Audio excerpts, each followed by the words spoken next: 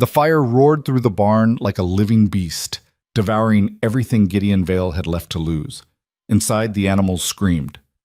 Clara Whitmore, the mail-order bride he'd known for barely 3 weeks, was already running toward the flames before he could stop her. This wasn't supposed to happen. She was supposed to be plain, quiet, forgettable, someone who wouldn't crack open the carefully sealed chambers of his heart. Instead, she was about to die saving his livestock, and Gideon realized with crushing certainty that he'd been lying to himself from the moment she stepped off that stagecoach. This is their story. Hit like and comment your city so I can see how far this tale travels. The Montana wind carried dust and distance in equal measure, and Gideon Vale had learned to love both. Standing on the weathered platform of Crow's Bend stage stop, he pulled his hat lower against the late afternoon sun, his scarred hands resting on the rough wood railing. The stagecoach was late, 20 minutes now, and every additional second gave him more time to reconsider the foolishness of what he was about to do. A mail-order bride. The word still tasted strange in his mouth, like something borrowed from someone else's life. But the winters were getting harder, the ranch was bleeding money he didn't have, and loneliness had a way of settling into a man's bones until he couldn't remember what warmth felt like. He'd been careful with his letter, practical.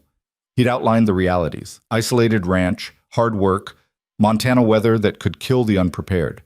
He'd requested someone plain, someone practical, someone who understood that this was an arrangement, not a romance. Someone who wouldn't expect the parts of him that had died 6 years ago in a fire that had taken more than just his barn. The thunder of hooves and wheels announced the coach's arrival before he saw it. Gideon straightened, his jaw tight. The driver was shouting something to the station master, dust billowing in golden clouds as the horses stamped and blew. The door swung open, and everything Gideon had carefully planned turned to ash. The woman who stepped down from the coach wasn't plain. She wasn't forgettable. She moved with the kind of self-possession that suggested she'd never waited for permission for anything in her life. Tall, with dark hair pulled back in a style too elegant for frontier travel, she surveyed the station with eyes that missed nothing. Her traveling dress was simple but well-made, and when her gaze found Gideon, it didn't waver or drop. It cut straight through him. His feet felt nailed to the platform. She approached with steady steps, those sharp eyes cataloging every detail: his worn hat, his scarred hands, the tension in his shoulders. When she stopped in front of him, she was close enough that he could see the intelligence burning behind her measured expression. "Mr. Vale, I presume." Her voice was clear, Eastern-educated, nothing like the soft Montana drawl he'd expected. "Miss Whitmore?" His own voice came out rougher than intended. "There's been a mistake." One elegant eyebrow arched. "I assure you, I'm quite intentionally here. Your letter was very specific." "My letter?" Gideon stopped, feeling the words tangle in his throat. How did he explain that she was everything he'd specifically requested she not be? That looking at her made his chest tight with something too close to hope, and hope was the most dangerous thing a man like him could carry? "Your letter requested a practical woman capable of hard work and isolation." Clara's tone was conversational, but her eyes were reading him like a book he couldn't hide. It requested someone who understood the arrangement for exactly what it was. Someone who wouldn't bring complications. "Yes." The word escaped before he could stop it. "Then what's the problem, Mr. Vale?" She tilted her head slightly. "I'm eminently practical. I've worked harder than you likely imagine. I have no romantic delusions about frontier life or this arrangement. So unless your letter failed to mention some critical requirement, I don't see the difficulty." Gideon's jaw worked. The station master was pretending not to listen while obviously hanging on every word. The coach driver was watering the horses but watching them from the corner of his eye. "You're not what I expected," Gideon finally said. "No," Clara agreed, and something flickered in her expression, not hurt, but recognition. "I'm not forgettable enough." "That's what you're trying not to say." The accuracy of it hit him like a fist. He took a step back. "You wanted someone you could forget while she was standing right in front of you," Clara continued, her voice dropping lower, meant only for him. "Someone so plain and unremarkable that you could share a house, share a life, and never risk actually seeing her, never risk being seen." "You don't know anything about me." The words came out sharper than he intended. "I know you're afraid." She said it simply, without judgment. I know you requested safety wrapped up like a bride, but what you really wanted was distance. And I'm the wrong woman for that, because I see you perfectly clearly, Mr. Vale, and I'm not inclined to look away. For a long moment, Gideon couldn't speak, couldn't move. This woman he'd known for less than 5 minutes had carved straight to the truth he'd buried so deep he'd almost convinced himself it didn't exist. He should send her back, put her on the next eastbound coach and return to his carefully constructed isolation. It was the smart thing to do, the safe thing. 1 month, he heard himself say instead. Clara's expression didn't change, but something shifted in her eyes. Excuse me? Trial period, 1 month on the ranch. After that, we decide. The words were coming faster now, driven by something he didn't want to examine too closely. You don't like it? I'll pay your passage back east. I decide it's not working. Same deal. What are the terms? Gideon blinked. Terms? Of the trial period, Mr. Vale. I'm not a piece of furniture you're considering for purchase. If I'm to spend a month on your ranch, I need to know what you expect. Fair enough? Gideon straightened, finding his footing in the familiar territory of practical negotiation. You work like any other ranch hand. I'm not looking for someone to sit in the house and look decorative. There's cattle to tend, fencing to mend, 100 things that need doing before winter. You pull your weight, or it doesn't matter how the month goes. Agreed, Clara said immediately. My condition is this. You treat me like you would any working hand. Not a guest, not a fragile Eastern lady who needs protecting from reality. If something needs doing and I'm capable, you tell me straight. If I'm doing something wrong, you say so. None of this careful tiptoeing because I'm wearing a dress. Despite everything, Gideon felt the corner of his mouth twitch. You always negotiate like this? Only when it matters. Clara extended her hand. Do we have an agreement, Mr. Vale? Her hand was smaller than his, but the grip was firm when he shook it. We do. Good. She released his hand and turned to survey the dusty street of Crow's Bend. I assume we're not staying in town? Ranch is 2 hours north. We should leave now if we want to make it before dark. Gideon moved toward the wagon he'd left hitched near the station, then paused. You have luggage? 1 trunk. The driver's already set it down. Clara's trunk was practical, sturdy and well used but carefully maintained. Gideon loaded it into the wagon bed alongside the supplies he'd picked up in town, very aware of her watching his every movement. When he offered his hand to help her up to the wagon seat, she took it without hesitation, but also without any of the performative helplessness some women affected. She simply stepped up, arranged her skirts, and settled herself like someone preparing for a long journey. Which, Gideon supposed, she was. The first mile passed in silence. The road north was rutted and rough, carved by years of wagon wheels and spring floods. On either side, the Montana landscape stretched in rolling waves of grass and sage, broken occasionally by stands of cottonwood marking where water ran. The mountains rose in the distance, their peaks still holding snow despite the late summer heat. It's beautiful, Clara said quietly. Your letter didn't mention that. Didn't seem relevant. Didn't it? She glanced at him. You've been here a long time, haven't you? This land is in your bones. Gideon's hands tightened on the reins. 6 years. And before that? He almost didn't answer, but there was something about the way she asked, genuine curiosity without the prying edge that usually made him shut down. Kansas. Worked cattle for other men until I had enough to buy my own piece of land. Found this valley and knew it was right. What made it right? It was mine.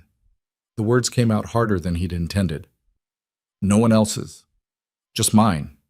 Clara was quiet for a moment, and Gideon braced himself for the follow-up questions, the gentle probing that would inevitably lead to topics he had no intention of discussing. But instead, she simply nodded and turned her attention back to the landscape. They passed a burned-out homestead about 20 minutes later. The cabin was just a charred skeleton, the barn collapsed in on itself. Gideon kept his eyes on the road, but he felt Clara's attention sharpen. What happened there? Drought, probably, or lightning strike. Happens. His voice was flat, practiced. The family? Gone back east, couldn't make it work. How many homesteads like this are there in the valley? It was a strange question, too specific to be idle curiosity. Gideon frowned. Why? Just wondering how many neighbors we have, how close the nearest help is, should we need it. Practical question. Reasonable. But Gideon had the unsettling sense that Clara was mapping something in her mind, cataloging information for purposes he couldn't quite see. Nearest occupied ranch is the Brig spread, about 8 miles west, he said carefully. Silas Brig owns most of the valley now, bought up the smaller places as people gave up. Including this one? No, this one's still empty. Silas hasn't touched it. Why not? Gideon's jaw tightened. Don't know. Don't care. Not my business. Clara made a small sound that might have been agreement or might have been something else entirely. They rode in silence after that, the wagon creaking and swaying over the rough road. The Vale ranch came into view as the sun started its descent toward the mountains. Gideon watched Clara's face as they crested the final rise, trying to gauge her reaction. The ranch wasn't much to look at. A small house, a barn that desperately needed new shingles, a scattering of outbuildings in various states of disrepair. The fences that should have been straight were sagging. The corral gate hung crooked on its hinges. Clara took it all in without comment, her expression unreadable. Gideon pulled the wagon to a stop in front of the house. It's not much. It's honest, Clara said. That's more than many places can claim. He helped her down from the wagon, then carried her trunk up the 3 steps to the porch. The door stuck slightly. It always did. And he had to put his shoulder into it to get it open. Inside, the house was clean but sparse. Gideon had made an effort that morning, sweeping the floors and making sure there were no obvious signs of bachelor living, but there was no disguising the basic nature of the place. One main room serving as kitchen and living space, a small bedroom off to the side, a loft above that he'd been using for storage. Bedroom's yours, Gideon said, setting the trunk down. I'll take the loft. Clara turned slowly, taking in every detail. The cast-iron stove that was older than Gideon, the rough-hewn table with its mismatched chairs, the single window that faced east, letting in the morning light. Her gaze caught on something above the stove, and Gideon followed it to the small shelf where he kept his few supplies. No books, she observed. His shoulders tensed. Don't need them. No newspapers either, no letters. Nothing written at all except... She crossed to the small desk in the corner where Gideon kept the ranch accounts, or tried to. The ledger lay open, the pages mostly blank except for crude marks that weren't quite numbers and weren't quite letters. Gideon moved before he could think, crossing the room in 3 strides to slam the ledger shut. Those are private. Clara stepped back, hands raised slightly. I'm sorry, I wasn't trying to pry. Weren't you? The words came out harsh. You've been cataloging every damn thing since you got here. The burned homestead, the empty places, my house, my accounts. You're right. Clara's voice was calm, infuriatingly calm. I have been observing. It's what I do, Mr. Vale. I notice things. It's kept me alive more than once, and I'm not about to stop now just because it makes you uncomfortable. Then maybe this was a mistake. Maybe it was. She didn't flinch. You want to put me back on that coach tomorrow? That's your right. But we agreed to a month, and I don't break agreements easily. They stood there, tension crackling between them like lightning before a storm. Gideon's heart was hammering against his ribs, and he couldn't tell if it was anger or something more complicated. Finally, he stepped back. I need to see to the horses. Of course. Clara moved to the window, putting distance between them. I'll start supper. Gideon escaped into the gathering dusk, his hands shaking slightly as he unhitched the wagon. The horses whickered softly, familiar and comforting in a way that human company never was.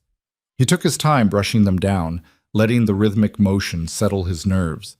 She'd seen the ledger, seen those pathetic scratches he'd been making for 6 years, trying to keep track of numbers he couldn't write and words he couldn't read. The shame of it burned in his gut like acid. When he finally returned to the house, the smell of coffee and salt pork greeted him. Clara had found the provisions, located the dishes, and had a simple meal laid out on the table. She'd also lit the lantern against the growing darkness, and the warm light softened the hard edges of the room. I hope you don't mind, she said, gesturing to the food. I used what I found. It's fine. Gideon washed his hands in the basin, very aware of her presence behind him. Thank you. They ate in awkward silence. Clara's manners were Eastern refined but not pretentious, and she ate with the practical efficiency of someone who understood that food was fuel. Gideon found himself relaxing slightly despite himself. "I want to apologize," Clara said when they'd finished. "About the ledger. That was intrusive." Gideon's jaw worked. He wanted to tell her it didn't matter, to brush past it and never speak of it again. But she'd been honest with him since the moment they'd met, and he found he couldn't do less. "I can't read," he said flatly. "Can't write either, beyond my own name and a few numbers. So yes, those accounts are a mess. The whole ranch is probably a mess in ways I can't even see because I can't read the damn bills or the property papers or any of it." Clara was quiet for a long moment. When she spoke, her voice was matter-of-fact. "Can you work cattle?" The question caught him off guard. "What? Can you work cattle? Mend fence, break a horse, read weather and land and know when to move the herd?" "Yes, but then you have the skills that matter for this land." Clara stood, beginning to clear the dishes. "The rest is just organization, information management. That's something I can do." Gideon stared at her. "You're not gonna—" "What?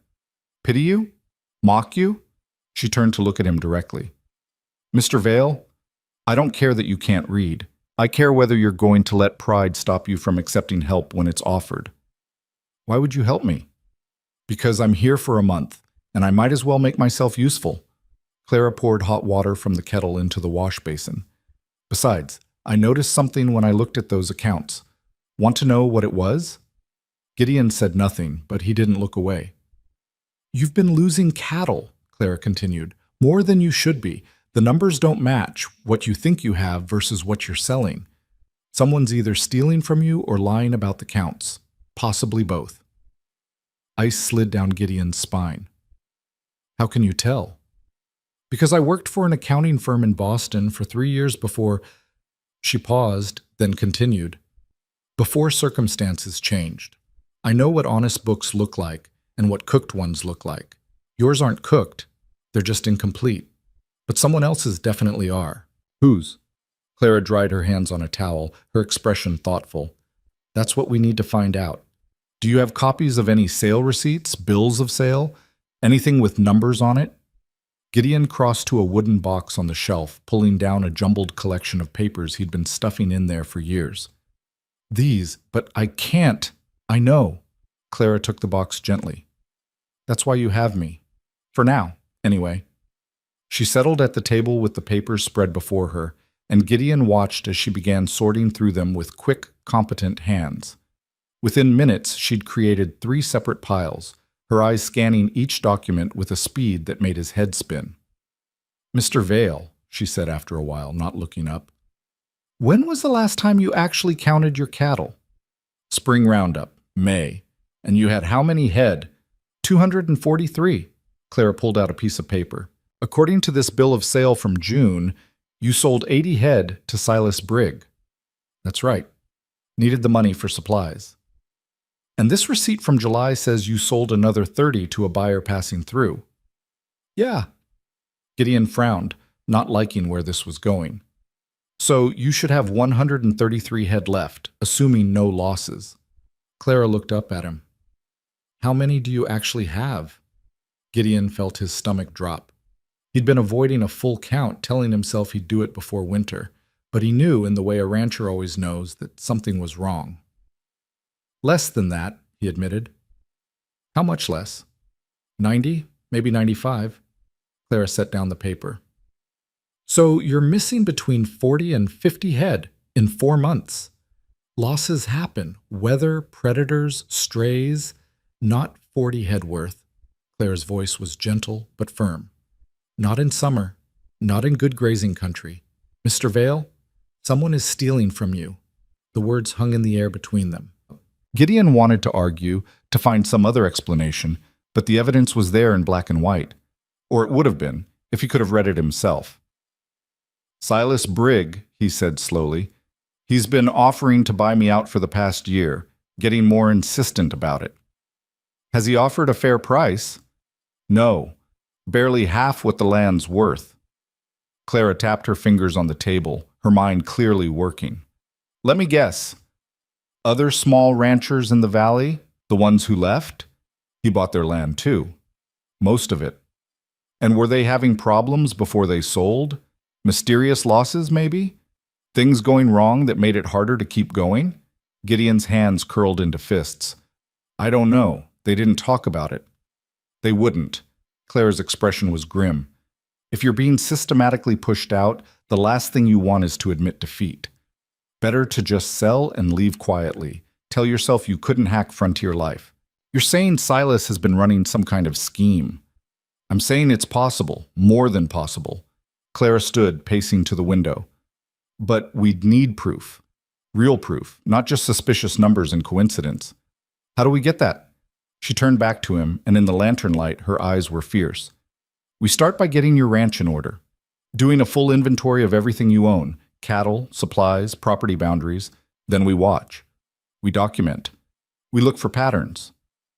And if we find proof, then we take it to the law, or we make it public enough that Silas can't operate in the shadows anymore. Clara crossed her arms. But I need to know something first, Mr. Vale. Are you willing to fight? Because if Silas has been doing this for years, he's not going to stop just because we've noticed. This could get ugly. Gideon thought about the ranch, about the 6 years he'd poured into this land, the sweat and blood and dreams he'd buried here, about the careful isolation he'd built to protect himself from ever being hurt again. And he thought about the woman standing in his kitchen, sharp-eyed and fearless, offering to go to war beside him after knowing him for less than a day. I'm willing, he said. Clara smiled, and it transformed her face. Good. Then we start tomorrow at dawn. I want to see every inch of this ranch, Mr. Vale. Every fence, every pasture, every building. If something's wrong, I want to know about it. It's Gideon, he said. If we're going into battle together, you should probably call me Gideon. Gideon, then. She extended her hand again. And I'm Clara. He took her hand, and this time when their palms met, it felt like more than an agreement. It felt like the beginning of something he couldn't quite name but desperately wanted to trust. They stood there for a moment, hands clasped in the warm lantern light, two damaged people who'd found each other by accident and were choosing, deliberately, to stay. Outside, the Montana wind whispered through the grass, carrying the scent of sage and the promise of autumn. And in the distance, far beyond the boundaries of Gideon's struggling ranch, Silas Brig sat in his large house and made plans to acquire one more small piece of the valley he'd been slowly consuming for years. But he didn't know about Clara Whitmore yet. That was his first mistake. The second would be underestimating what two desperate people could do when they stopped fighting alone and started fighting together. Dawn broke cold and clear over the valley, painting the eastern sky in shades of gold and pink that made the land look deceptively gentle. Clara was already awake when Gideon came down from the loft, dressed in sturdy work clothes she'd produced from her trunk, practical split skirts and a cotton shirt that looked like they'd seen used before. Coffee's ready, she said, pouring him a cup without asking. I found some eggs in the coop and made breakfast. Hope you don't mind I went poking around before sunup. Gideon took the cup, studying her in the early light. She'd braided her hair back in a severe plait, and there were already dirt smudges on her sleeves. You're serious about this? I told you I was. Clara handed him a plate of eggs and cornbread. Eat. We have a lot of ground to cover today. They started with the cattle. Gideon saddled his gelding and a smaller mare he'd acquired in a trade 2 years back, and Clara mounted without hesitation or help, settling into the saddle like she'd been riding all her life. Another surprise in a woman full of them. The herd was scattered across the north pasture, grazing in the morning cool. Gideon rode the perimeter while Clara counted, her lips moving silently as she tracked each animal. When she finally turned her horse back toward him, her expression was grim. 92, she said. I counted twice to be sure. Damn. Gideon had known it would be bad, but hearing the number said out loud made it real. That's 51 head missing since spring. More than that, actually. Clara pulled a small notebook from her pocket. When had she gotten that? And consulted numbers she'd written there. Based on your bills of sale, you should have had calves from at least 30 cows this spring. I'm only seeing 18 calves in that herd. The ice in Gideon's gut spread. Someone's been taking the calves too. Not just taking them, timing it. Taking them young enough that you might not have an accurate count yet, but old enough that they're worth selling. Clara's jaw was tight. This isn't opportunistic theft, Gideon. This is systematic. They rode in silence toward the southern fence line, where Gideon's property bordered the open range that Silas Brig claimed as his own. The fence had always been a point of contention. Brig insisted it was on his land. Gideon maintained it was well within his own boundaries. But without being able to read the property deed or survey markers, Gideon had never been able to prove his case. Clara dismounted when they reached the fence, running her hands along the posts with careful attention. These have been moved. What? Look here. She pointed to the base of one post. You can see where the original hole was filled in. This post was replanted about 6 inches further into your property. And this one, and this one. She walked the line, pointing out the evidence Gideon had never thought to look for. His hands clenched on the saddle horn. How can you tell? The soil's different colors. The disturbed earth hasn't fully settled yet, and the grass growth is uneven around the new placements. Clara straightened, shading her eyes to look across the fence line. Someone's been systematically moving your southern boundary inward. Give it another year or two, and you'll have lost a quarter of your grazing land without even realizing it. Silas, Gideon said, the name bitter in his mouth. Probably. But again, we need proof. We need to see the original survey and compare it to what's here now. Clara pulled herself back into the saddle. Do you have your property deed? In the house, in that same box. Then that's our next stop. But first, show me the rest of the ranch. I want to see it all. The tour took most of the morning, and with every stop, Clara's questions grew sharper and Gideon's dread grew deeper. The barn roof wasn't just old, it was rotting in places, dangerous. The well pump needed replacing before winter, or they'd be hauling water by hand through the snow. The winter feed stores were less than half what they should be for the herd size he was supposed to have, which meant either he'd been sold short on the hay or someone had been stealing that too. When they finally returned to the house, Clara was quiet in a way that worried Gideon more than her questions had. Tell me, he said as they unsaddled the horses. You're in trouble. Clara's voice was flat, factual. Not just from the theft. The ranch itself is failing, Gideon. You're bleeding money and resources in a dozen different ways, and without intervention, you won't make it through another winter. The words should have felt like a blow, but instead they brought an odd sense of relief. Someone finally saw it. Someone finally understood that he was drowning, and had been for longer than he wanted to admit. I know, he said quietly. Clara turned to look at him, her eyes softer than they'd been all morning. Why didn't you ask for help before now? Who was I going to ask? The neighbors who all sold out?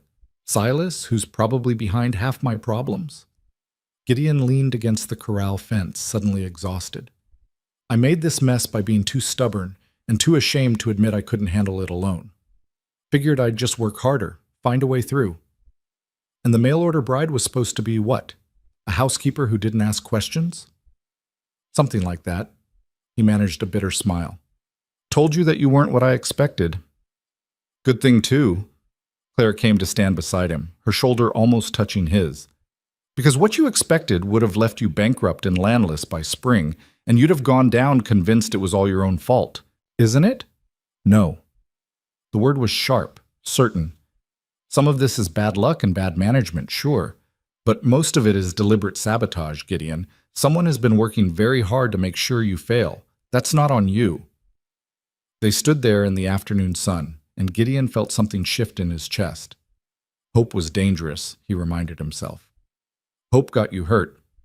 But Clara stood there radiating determination, like heat from a forge, and he couldn't help but feel its warmth. So what do we do? He asked. We start by getting organized. Come on. Clara turned the main room of the house into a war room. She spread Gideon's property deed across the table, weighing down the corners with coffee cups. Beside it, she laid out every receipt, bill of sale, and scrap of paper with numbers on it. Then she pulled out her notebook and began copying information with quick, precise strokes.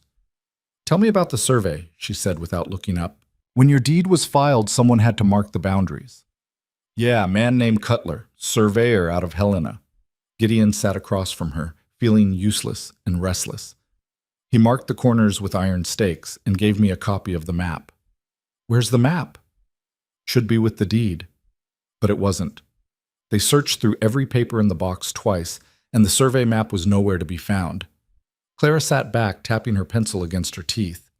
Did you ever see it? After the original filing? Gideon thought back, trying to remember.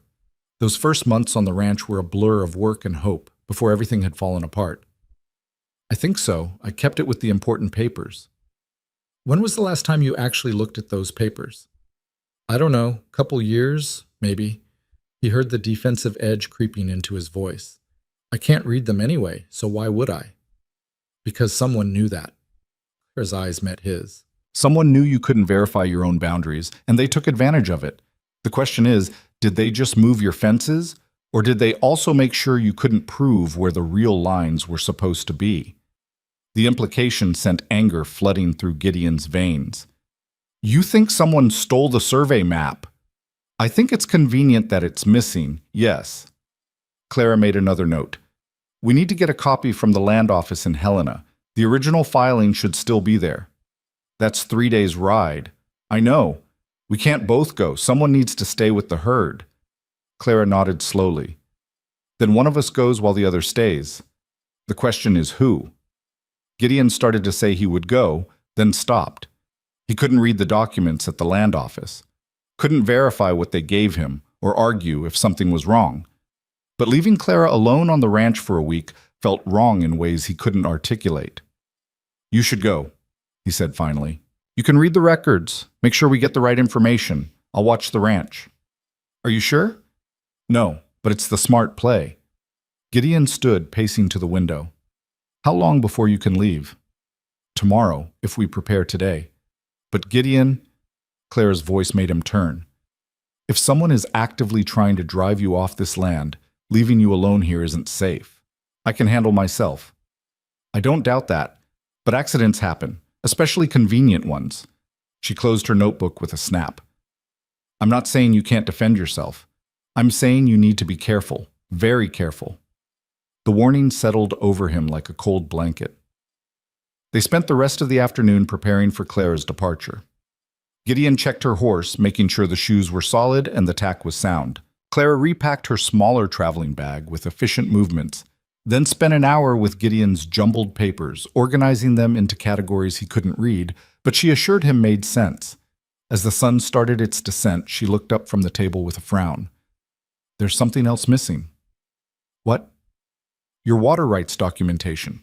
Any ranch deed comes with proof of water access, especially in Montana. Yours should specify which creek or river you have rights to and how much. Gideon felt his stomach sink. There's a creek that runs through the north section. I always assumed it was part of the property. Assumed or verified? I can't verify anything, Clara. You know that. She held up a hand in apology. I know. I'm not criticizing. I'm just saying that water rights are usually filed separately from property deeds, and I'm not seeing any documentation here. That's another thing I'll need to check in Helena. If I don't have water rights, then Silas or someone else could legally cut off your access, and your cattle would die of thirst on your own land. Clara's expression was grim. It's another pressure point. Another way to force you out. They ate dinner in tense silence, both lost in their own thoughts. Afterward, Clara surprised him by pulling out a worn book from her bag. Can I ask you something? She said, settling into the chair across from him. Gideon tensed. Depends on the question. When you said you can't read, did you mean you never learned, or that you lost the ability somehow? It was a more perceptive question than he'd expected. Gideon stared at his hands, at the scars that marked them. Never learned. My father didn't believe in schooling. Said work was the only education a man needed. By the time I was old enough to want different, I was too ashamed to admit I couldn't do what children half my age could. Would you want to learn now? The question caught him completely off guard. What? Would you want to learn to read? Clara held up the book. I was a teacher before I worked for the accounting firm. I'm good at it, and we have evenings to fill before I leave. Gideon's first instinct was to refuse. The shame of his illiteracy ran bone deep, and the thought of stumbling over children's lessons in front of this sharp, educated woman made his skin crawl. But then he thought about the property deed on the table, about all the papers that controlled his life that he couldn't access, about being dependent on others to tell him what his own documents said. I'd be a slow learner, he warned.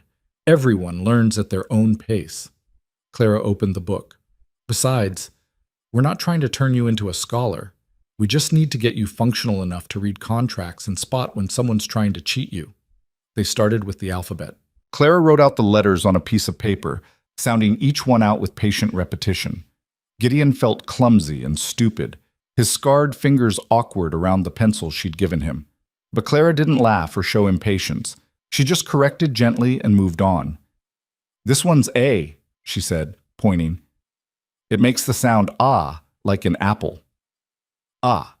Gideon tried to copy the letter, producing something that looked more like a broken fence post than a proper A. "Good. Try again. The lines should meet at the top." By the time full darkness fell, Gideon had managed to write 5 letters with something approaching consistency. His hand ached and his head hurt from concentration, but there was also a strange satisfaction in seeing those marks on paper, knowing what they meant. "That's enough for tonight," Clara said, closing the book. "You did well." "I wrote 5 letters like a child." "You wrote 5 letters like a man who never had the chance to learn and is brave enough to try now." She met his eyes. "There's no shame in that, Gideon. Only in staying ignorant when knowledge is offered." After Clara retired to the bedroom, Gideon sat at the table for a long time, staring at the letters he'd written. 5 simple marks. The beginning of something he'd thought would always be beyond his reach. He went to sleep that night in the loft with Clara's words echoing in his mind, and for the first time in years, the future felt like something he might have a hand in shaping instead of just enduring. Clara left at first light, her horse packed with provisions and her saddlebags containing copies of every document they'd been able to find. Gideon walked her out to where the ranch road met the main path south. 3 days there, 1 day at the land office, 3 days back, Clara recited, checking her saddle one more time. "I should be gone a week at most. If I'm not back in 10 days, something's wrong."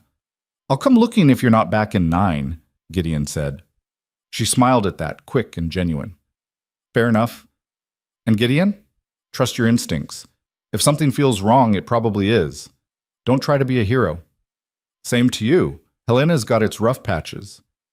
"I can handle myself in a city better than you might think." Clara swung into the saddle with easy grace. "Keep an eye on that southern fence line. If anyone tries to move those posts again while I'm gone, I want to know about it." "I will." They looked at each other for a long moment, and Gideon felt the strangest urge to ask her not to go, which was ridiculous. They barely knew each other. She was here on trial, and this trip was necessary. But still, the ranch was going to feel empty without her sharp questions and sharper observations. "Be safe," he said finally. "You too." Then she was riding south, her back straight and her pace steady, and Gideon stood watching until she disappeared around the bend in the road. The morning suddenly felt colder than it had a moment before. The first 2 days passed quietly. Gideon threw himself into work, attacking all the small repairs he'd been putting off. He replaced boards in the corral fence, cleaned out the well, started patching the worst sections of the barn roof. Physical labor had always been his refuge, and now it served the dual purpose of keeping him too busy to worry and actually improving the ranch. On the 3rd morning, he rode out to check on the herd and found the count was down by 3. Gideon's blood ran cold. He counted again carefully, checking every animal against the rough mental map he kept of their markings. 3 head missing, 2 cows and a calf, all from the group that had been grazing nearest the southern fence. He rode the fence line, looking for breaks or signs of how the cattle had been moved. The fence was intact, but he found fresh horse tracks on the far side, leading west toward Brigland. The tracks were deep, like the horses had been moving slowly, carefully, driving cattle ahead of them. Rage burned through Gideon's chest, hot and fierce. This wasn't theoretical anymore. This wasn't missing numbers on paper. Someone had come onto his land and stolen from him while he slept. He should let it go, should wait for Clara to return with the proof they needed, should be smart about this. Instead, he followed the tracks. They led west for about 2 miles across the disputed boundary and deep into the range that Silas Brig controlled. Gideon knew he was taking a risk. Silas had men who rode these lands, and they wouldn't take kindly to finding him there. But his anger was a living thing now, and it propelled him forward. He found his cattle in a draw about 3 miles from his fence, mixed in with Brig's herd. The brands were clear. Gideon's simple V mark on the hip versus Briggs' elaborate SB. His 3 heads stood out like accusations among the larger group. "You lost, Vale?" Gideon turned to find 2 riders approaching from the north. He recognized them, Jack Pike and Dutch Weaver, 2 of Silas's regular hands. Pike was grinning, but there was nothing friendly in the expression. "Just looking for my cattle," Gideon said evenly. "Seems 3 of them wandered over here." "Don't see how that's possible," Dutch said. "Fence line's intact. Unless you're suggesting they jumped?" "I'm suggesting someone drove them over here. Their tracks tell the story clear enough." Pike's grin widened.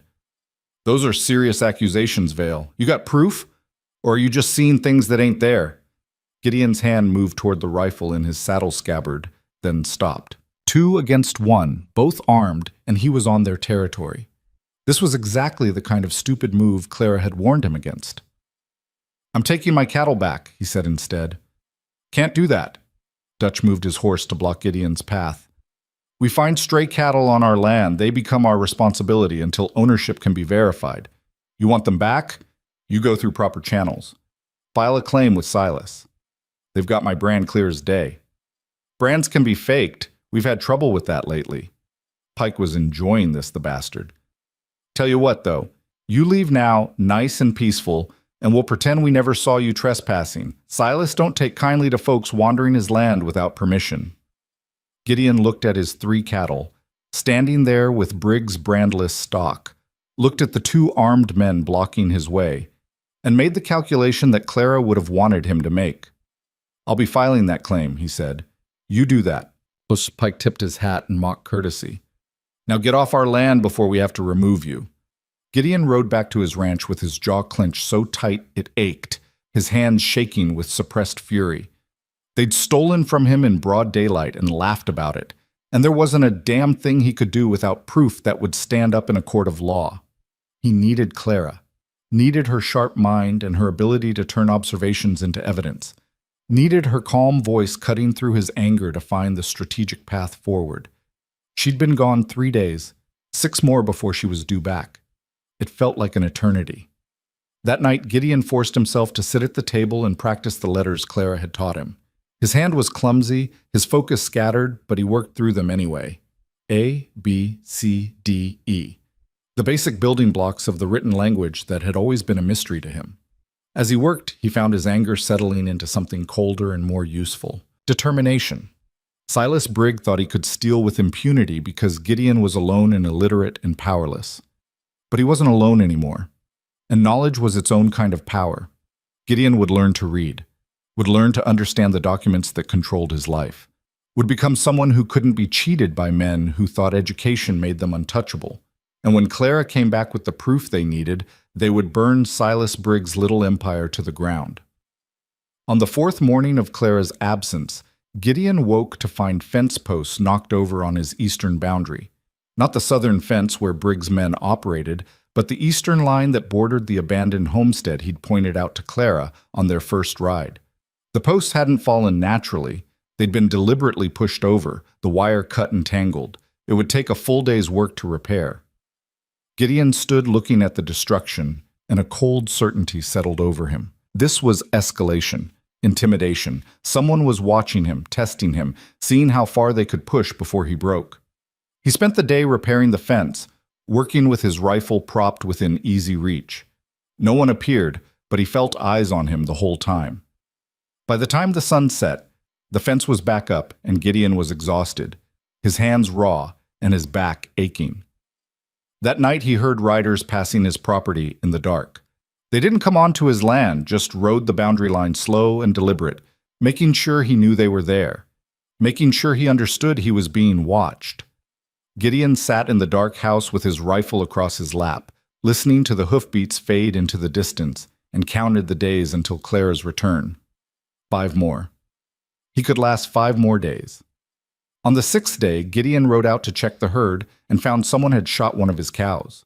Clean shot to the head, professional. The carcass had been left where it fell, already drawing scavengers. A message, not a theft. A waste of good meat and a good animal, done purely to hurt him. This was beyond pressure. This was war. Gideon buried his rage in work, butchering what meat he could salvage from the carcass and salting it for storage. He wouldn't give them the satisfaction of wasting what they'd destroyed. When he finished, his hands were stained red and his resolve was iron hard. 4 more days. He just had to hold out 4 more days. But that night, as Gideon lay in the loft trying to sleep, he heard something that brought him fully awake in an instant. The dry crackle of fire. He was down the ladder and out the door in seconds, his heart hammering. In the darkness, he could see flames licking up the side of the barn, fed by the dry wood and old hay. The fire was small still, just catching, but it was spreading fast. Gideon ran for the well, his mind blank with panic. The barn. If the barn went, he'd lose everything. His tools, his winter feed, the horses, everything he needed to survive. He hauled bucket after bucket of water, throwing them at the flames, but they just kept growing. The heat was intense, driving him back. He could hear the horses inside screaming, trapped and terrified. There was no time to think, no time to plan. Gideon tore off his shirt, soaked it in the water trough, and wrapped it around his face. Then he ran into the burning barn. The smoke was blinding, choking. He couldn't see, could barely breathe, but he felt his way to the stalls by memory. The first horse, his gelding, was wild with fear but let Gideon lead him out. The second, Clara's mare, fought him until he got the halter on and dragged her toward the door. As he stumbled out with the mare, the roof groaned. Gideon looked up and saw the timbers starting to give way, saw the flames eating through the supports. The barn was lost, but at least the horses were safe. He spent the rest of the night keeping the fire from spreading to the house, hauling water until his arms felt like they would fall off, watching his barn collapse in on itself in a shower of sparks and ash. By dawn, all that remained was a smoking ruin. Gideon stood looking at the destruction, covered in soot and burns, and felt something break loose inside him. Not despair, not defeat, something harder and sharper. They'd made a mistake burning the barn. They'd shown their hand too early, been too aggressive. This wasn't the work of systematic pressure anymore. This was someone panicking, trying to drive him off before Clara could return with whatever proof she was gathering, which meant Clara was a threat, which meant she'd found something in Helena. Gideon looked toward the southern road and made a decision. He couldn't wait 4 more days. He couldn't sit here like a target while whoever was behind this escalated further. Clara had told him to trust his instincts, and every instinct he had was screaming that she was in danger. He gathered what supplies he could salvage from the ruins, saddled his gelding, and turned the remaining horses loose in the pasture where they could fend for themselves for a few days. Then he locked the house and started riding south. He'd find Clara, make sure she was safe, and then together they'd come back and finish this. The Montana landscape rolled past under his horse's hooves, and Gideon pushed hard, covering in one day what should have taken 2. When he finally stopped to rest that night, his hands were shaking from exhaustion and his burns were screaming in pain. But he'd made his choice. He wasn't hiding anymore. Wasn't waiting for disaster to find him. Clara had taught him that knowledge was power, but she'd also shown him something else, that fighting alone was what broke you. Fighting together was what made you dangerous. As he lay on the hard ground looking up at the stars, Gideon thought about the woman who'd stepped off that stagecoach and seen right through him from the first moment. The woman who'd turned his weakness into strategy and his isolation into partnership. He'd been falling for her since that first night, though he'd been too afraid to admit it. Now, riding through the darkness to find her, he finally let himself feel the full weight of it. Clara Whitmore had become necessary to him, not as a bride or a housekeeper or a solution to his problems, as Clara, sharp and fearless and utterly herself. And if someone had hurt her, Gideon would make them regret the day they were born. Gideon pushed his horse hard through the second day, stopping only when the gelding's labored breathing told him he was risking the animal's life. He made camp in a stand of cottonwoods near a creek, his body screaming for rest but his mind too wired to settle. The burns on his arms and chest throbbed with every heartbeat, and when he finally stripped off his ruined shirt to wash in the creek, he saw the extent of the damage. Blisters covered his forearms, and a nasty burn ran across his left shoulder where a falling timber had grazed him. He cleaned the wounds as best he could with cold water, then forced himself to eat the dried meat he'd packed. Sleep came in fragments, broken by nightmares of fire and Clara's voice calling for help he couldn't reach. When dawn finally broke, Gideon was already saddled and moving south again. He reached Helena late on the third day, his horse exhausted and Gideon himself swaying in the saddle from lack of proper rest. The territorial capital was bigger than he remembered, all brick buildings and boardwalks crowded with people who moved with purpose he couldn't fathom. The noise alone was overwhelming after days of prairie silence. Gideon started with the land office, figuring that's where Clara would have spent most of her time. The clerk behind the counter was a thin man with spectacles who looked up with practiced disinterest. "Help you?" "I'm looking for a woman, Clara Whitmore. She would have been here about 4 days ago, researching property records." The clerk's expression didn't change. "We get a lot of people researching records. Can't say I recall everyone who comes through." Gideon leaned on the counter, fighting to keep his voice level. "She's tall, dark hair, Eastern accent. Would have been asking about surveys in the Crow's Bend Valley." Something flickered in the clerk's eyes. Recognition, maybe, or wariness. "What's your business with her?" "She's my wife," Gideon lied, and the word felt less false than it should have. "I need to find her." The clerk studied him for a long moment, taking in the burns, the exhaustion, the desperate edge Gideon couldn't quite hide. Finally, he nodded toward a back room. Woman matching that description was here 3 days running. Spent hours going through old survey records. Seemed to find something that upset her too. Made copies of a bunch of documents. He paused. "She left here the third day around noon. Haven't seen her since." "Did she say where she was going?" "No, but I saw her talking to Judge Morrison outside the courthouse that afternoon. Looked like serious business." Gideon's pulse quickened. "Where's the courthouse?" The clerk gave him directions, and Gideon was back on his horse before the man finished talking. The courthouse was an imposing stone building 3 blocks over, its windows reflecting the late afternoon sun. Gideon tied his horse and took the steps 2 at a time, his boots echoing in the marble foyer. A woman at a desk near the entrance looked up with a polite smile that faded when she saw his condition. "Sir, are you all right? Do you need a doctor?" "I need Judge Morrison. It's urgent." "The judge is in session. You'll have to wait until—" "It's about Clara Whitmore."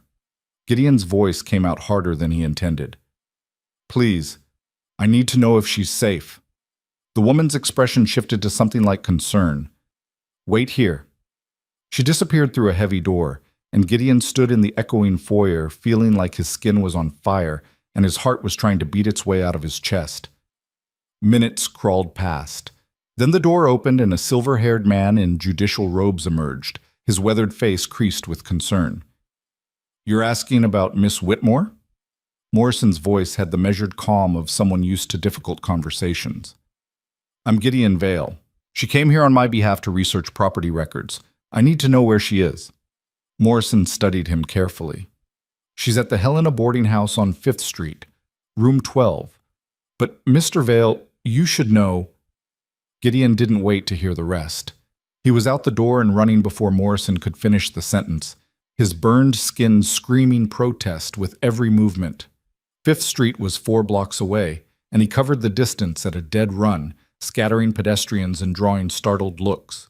The boarding house was a neat 2-story building with lace curtains in the windows. Gideon burst through the front door, startling the elderly woman at the desk. "Room 12, Clara Whitmore. Where is it?" The woman pointed toward the stairs with a shaking hand, and Gideon took them 3 at a time. The hallway upstairs was narrow and dim, doors numbered in brass plates. He found 12 at the end and pounded on it with his fist. "Clara! Clara! It's Gideon!" Silence. Then footsteps, slow and careful. The door opened a crack and Clara's face appeared in the gap.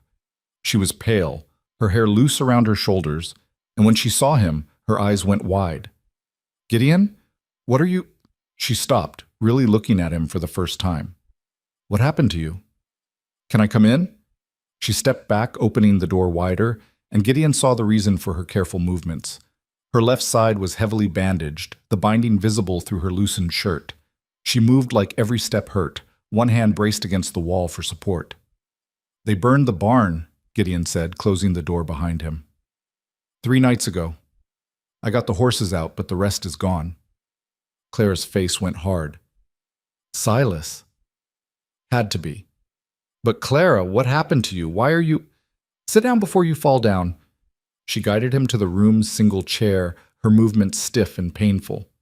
"You look like you rode through hell to get here." "Pretty close." Gideon let her push him into the chair, suddenly aware of how close he was to collapse. "Tell me what happened." Clara lowered herself carefully onto the edge of the bed, wincing as she settled. "I found the proof. Not just the proof, Gideon. I found everything.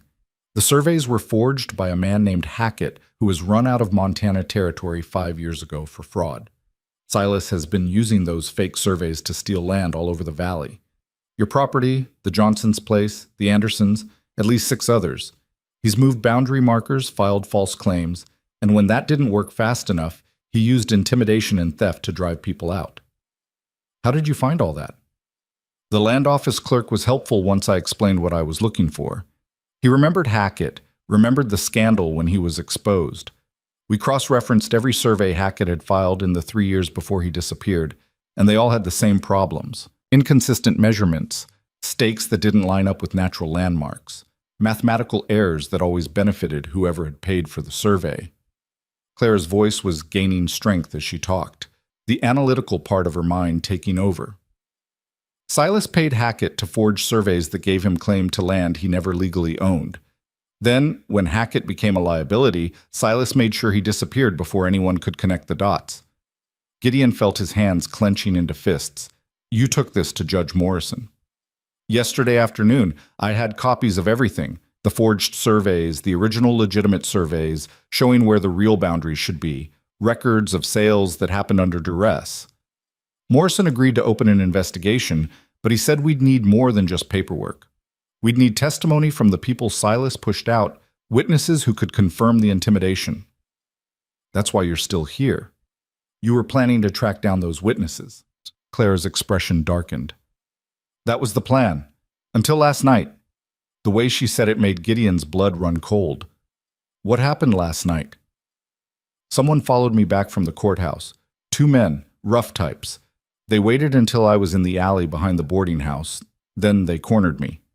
Her voice stayed level, but Gideon could see the tension in her jaw. "They had a message from Silas, said I should get on the next eastbound stage and forget everything I'd found in Helena. Said if I didn't, accidents tend to happen to people who poke their noses where they don't belong." "Did they hurt you?" The question came out low and dangerous. "They tried." Something fierce flashed in Clara's eyes. "I'm not some helpless Eastern lady, Gideon. I grew up in Boston with 4 brothers, and I learned early how to handle myself. I got one of them good with my hat pin before the other one grabbed me. That's when things got rough." She gestured to her bandaged ribs. "He threw me against the wall hard enough to crack something. I went down, and he kicked me while I was on the ground. Said next time it would be worse. Said next time he'd make sure I couldn't walk away." Rage flooded through Gideon, hot and absolute. "Who were they?" "I didn't recognize them. Not local men, I don't think. Brought in special for this." Clara met his eyes. "But here's the thing, Gideon. While they were busy threatening me, I saw something. One of them had a letter in his pocket, and when he bent down, it fell out. I grabbed it before they noticed." She reached into the bag beside her bed and pulled out a folded piece of paper. Even from across the room, Gideon could see it was written in careful script. "It's from Silas to someone named Cutler, dated 2 weeks ago. It talks about handling the Vale situation and making sure the woman doesn't become a problem." Clara's voice was grim. "Silas knew I was coming to Helena before I even left the ranch. Someone told him we were planning this, and he's been working to stop us from the start." The implications hit Gideon like a physical blow. The barn fire wasn't just intimidation. It was meant to kill me, to happen while you were gone so no one would witness it. "Probably, but you survived, and now he's scrambling." Clara carefully unfolded the letter. "There's more in here. References to other ranchers, other situations that need resolving. Judge Morrison has the original now, but I made a copy. This letter proves conspiracy, Gideon. It proves Silas has been orchestrating all of it." Gideon stared at her, this woman who'd been beaten and threatened and had still held on to evidence that could bring down their enemy. "You should have sent word. I would have come sooner." "You came exactly when you needed to." Clara's expression softened slightly. "Besides, I wasn't alone. After those men left, I went straight to Judge Morrison's house. He's had a deputy watching this building ever since. They're not going to get another chance at me." That's why you looked so careful when you answered the door. I wasn't sure it was really you until I heard your voice. She studied his face, his burns, the exhaustion etched into every line of his body. You rode straight through, didn't you, soon as the barn burned? I couldn't wait. Had a feeling you were in trouble. Well, your feeling was right. Clara stood slowly, moving to the washstand. Let me look at those burns properly. You're a mess. I'm fine. You're half dead on your feet, and those burns are going to get infected if we don't treat them. She poured water into the basin with careful movements. Sit still and let me work. There was something almost domestic about it, Clara cleaning his wounds with gentle efficiency while the evening light faded outside the window. Her touch was professional, but not cold, and Gideon found himself relaxing under her hands despite the sting of the antiseptic she'd produced from her bag. You were a teacher, he said quietly. You worked for an accounting firm.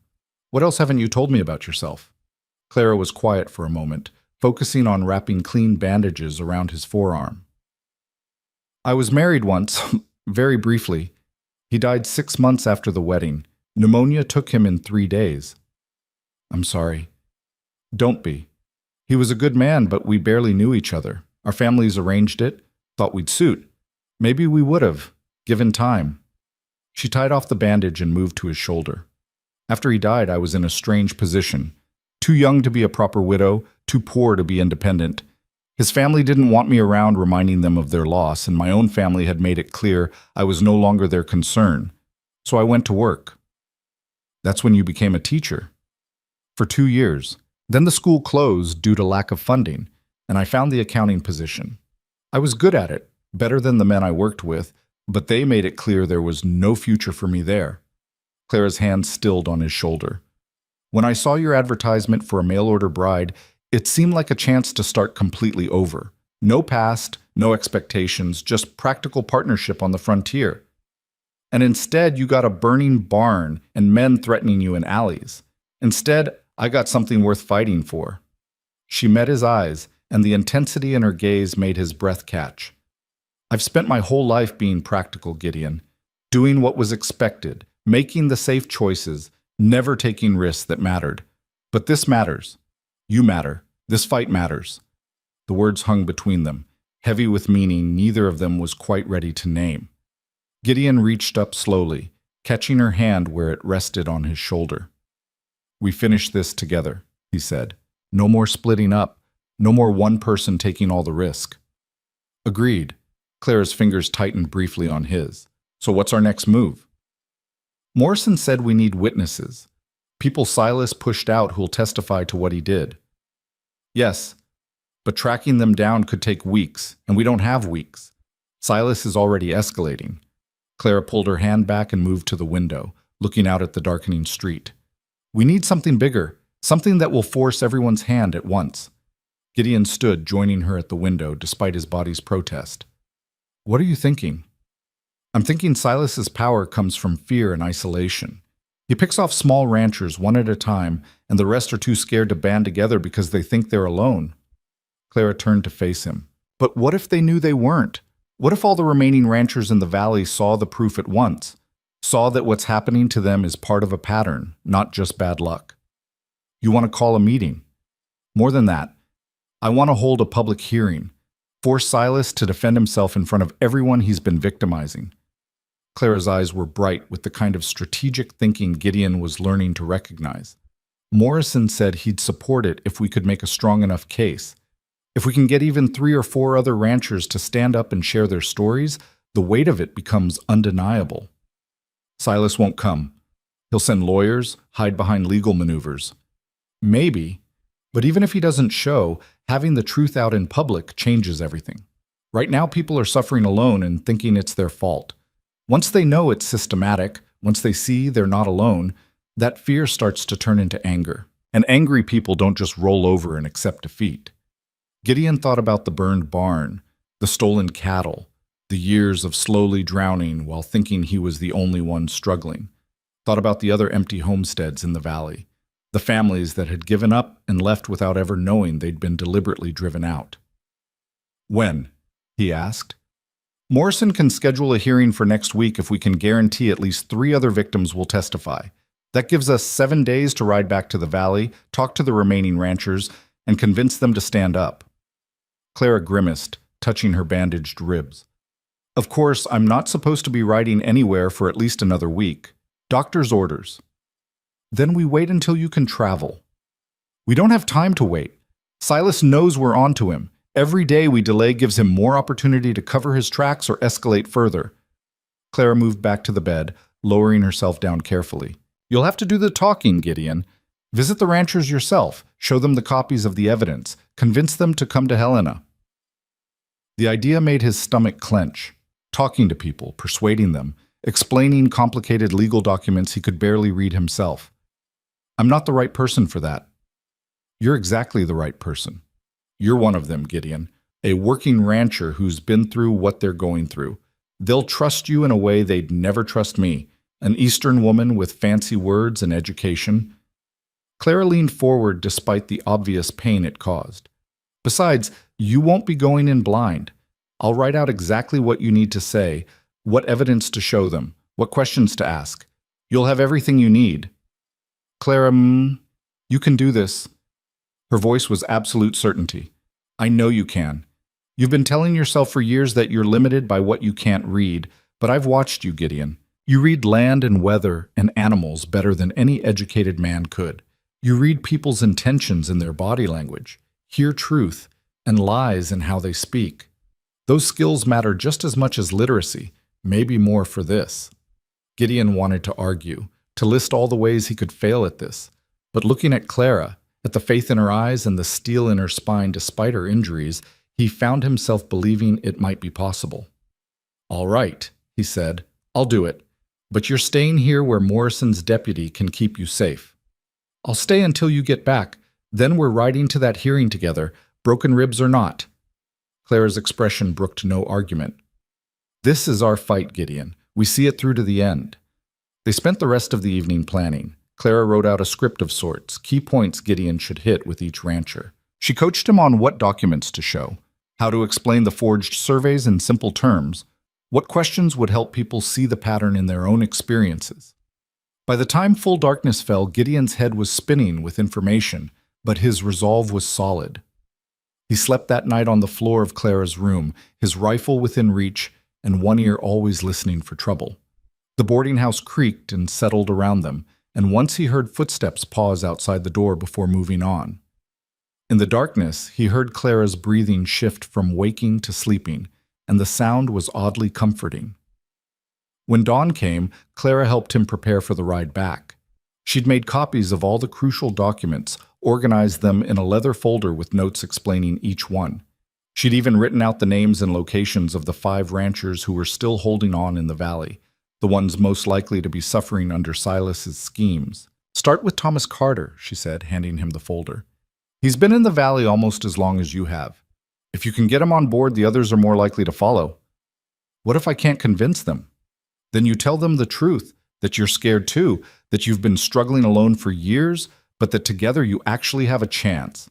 Clara straightened his collar with the unconscious gesture of long familiarity. Don't try to be something you're not, Gideon. Just be yourself. That's more than enough. He wanted to kiss her.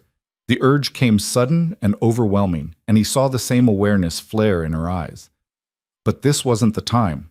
Not with both of them battered and burned, not with a war still to fight. I'll be back in 5 days, he said instead. With or without the others, I'll be back for you. I know you will. Clara's hand lingered on his shoulder. Be careful out there. And Gideon, trust yourself. You're stronger than you think. The ride back to the valley was grueling. Gideon pushed hard, but not recklessly, aware that he needed to arrive functional enough to make his case to the other ranchers. The burns on his arms and chest ached constantly, and exhaustion pulled at him like a physical weight. But Clara's words kept echoing in his mind, giving him purpose beyond just survival. He reached the valley late on the second day and went straight to Thomas Carter's ranch. Carter was a grizzled man in his 50s, weathered by decades of frontier life. He answered Gideon's knock with a shotgun in his hands and suspicion in his eyes. Vale, don't usually see you this far south. What do you want? To talk. about what's been happening to your ranch and mine, and everyone else's in this valley. Gideon held up the leather folder. I've got proof that Silas Brig has been running a scheme to steal our land. I need 20 minutes of your time. Carter's eyes narrowed. That's a serious accusation. It's a serious crime. Can I come in? For a long moment, Carter just stared at him. Then he stepped back, lowering the shotgun. 20 minutes. Make it count. Gideon spread the documents on Carter's kitchen table and started talking. He was clumsy at first, stumbling over the legal terms Clara had written out for him. But then he abandoned the script and just spoke from the heart. About his missing cattle, his moved fence lines, the barn fire. About Clara's research in Helena and what she'd discovered. About the pattern that connected all their struggles to one man's greed. Carter listened in silence, his weathered face unreadable. When Gideon finished, the older man picked up one of the survey documents and studied it for a long time. I've lost 60 head in the past year, Carter said finally. Thought it was my own fault. Bad management, getting too old for the work. It wasn't your fault. It was theft. Systematic theft. You got proof beyond these papers? I've got a judge in Helena willing to open an investigation if enough of us testify. I've got forged surveys and stolen letters proving conspiracy, and I've got a woman who nearly died getting this information because she believed it mattered. Gideon met Carter's eyes. What I need now is you. Your voice, your story, your willingness to stand up in public and say this happened to you too. Carter set down the document. When? 1 week from today. Public hearing at the Helena courthouse. Judge Morrison presiding. And you think Silas will just let this happen? Let us waltz into Helena and destroy everything he's built? No, I think he'll fight dirty. Maybe try to stop us before we get there. That's why we need numbers. Safety and solidarity. Gideon gathered up the papers. I'm asking the others too. If we all ride in together, all testify together, we've got a chance. Carter was quiet for so long that Gideon thought he'd refuse. Then the older man stood and extended his hand. Count me in, not just for the hearing, for the whole fight, however it needs to happen. Carter's grip was firm and strong. I'm tired of being afraid, Vale. Tired of losing ground inch by inch while pretending it's natural. You've given me a reason to fight back. I'll take it. Relief flooded through Gideon. 1 down, 4 more to go. Over the next 3 days, he visited every remaining small rancher in the valley. Some were easier to convince than Carter had been. Mary Johnson, a widow trying to hold on to her late husband's ranch, started crying when Gideon showed her the proof that her struggles weren't her fault. She agreed immediately, anger replacing despair in her eyes. Frank Anderson and his son took more convincing, but when Gideon showed them how their survey had been forged by the same man who'd done his, they came around. The last rancher, James Peterson, refused outright. I'm selling out to Silas next month, Peterson said, his face gray with defeat. Already agreed to terms. I can't afford to make an enemy of him now. He's already your enemy, Gideon argued. He's been stealing from you for years, James. You don't owe him anything. Maybe not, but I owe my family a future, and fighting Silas Brig ain't it. I'm sorry, Vale. I hope you win this, but I can't be part of it. Gideon left Peterson's ranch feeling the weight of that refusal. But he had 4 commitments, 4 voices willing to stand up. It would have to be enough. On the morning of the 5th day, Gideon rode back toward Helena with Thomas Carter, Mary Johnson, and the Andersons. They made a strange convoy, 5 damaged people on a desperate mission, but there was strength in their numbers that Gideon hadn't felt in years. They weren't alone anymore. They were a group, a force, a collective voice that might actually be loud enough to matter. They reached Helena late that evening, and Gideon went straight to the boarding house. Clara was waiting for him, standing at the window of her room, despite what had to be significant pain. When she saw him coming up the street with the others in tow, her face lit up with fierce joy. She met them at the door, moving more easily now, though still obviously injured. You did it. We did it, Gideon corrected. Your evidence, your planning, I just delivered the message. Don't sell yourself short. Clara's eyes met his, warm with something that made his chest tight. You brought them together. That's the hardest part. That night, they gathered in the boarding house common room and went over the plan for the hearing. Clara coached each rancher on what to expect, what questions they might be asked, how to stay calm under hostile cross-examination. She was brilliant at it, patient and encouraging, turning their fear into determination. Watching her work, Gideon felt the full weight of what she'd become to him. Not just a partner in this fight, but something essential. The other half of a whole he hadn't known he needed. The hearing was set for 10 o'clock the next morning. They arrived at the courthouse an hour early, presenting themselves to Judge Morrison's clerk. The judge himself came out to greet them, his expression grave but approving. "You've done impressive work, Miss Whitmore. Mr. Vale." Morrison gestured them into his chambers. "I should warn you, Silas Brig did agree to attend. He's brought 2 lawyers from Denver." "Let him bring a dozen lawyers," Clara said coolly. "We have the truth." The courtroom was already filling when they entered. Word had spread somehow, and curious townspeople packed the gallery. Gideon saw reporters from 3 different newspapers, their pencils poised. This was going to be public in a way that would make it very hard for anyone to bury. Then Silas Brig walked in, and the temperature in the room seemed to drop. Silas was a big man, well-dressed and confident, with the kind of bearing that came from years of getting his own way. His lawyers flanked him like guard dogs, their expensive suits and cold eyes radiating menace. Silas's gaze swept the room, landed on Gideon and Clara, and his expression hardened into something ugly. "This is a waste of the court's time," one of the lawyers said immediately. "Our client has committed no crime. These accusations are nothing but the desperate flailing of failed ranchers looking for someone to blame." Morrison banged his gavel. "You'll have your chance to speak, counselor. First, I want to hear from the plaintiffs." Clara stood, and despite her injuries, she moved to the front of the room with absolute confidence. She laid out the evidence methodically, building the case piece by piece. The forged surveys, Hackett's history of fraud, the pattern of land theft across the valley, the threatening letter that proved Silas's direct involvement. The lawyers tried to interrupt, to object, to derail her testimony. But Morrison shut them down each time, and Clara just kept talking. Her voice never wavered, never showed the pain she had to be in. She was magnificent. Then it was time for the ranchers to testify. Thomas Carter went first, his rough hands gripping the rail as he described years of missing cattle and moved fences. Mary Johnson followed, her voice shaking but determined as she spoke about the pressure tactics used to make her sell. The Andersons talked about supplies that never arrived and bills for services never rendered. With each testimony, the case grew stronger. The gallery murmured, and Gideon saw several people taking notes.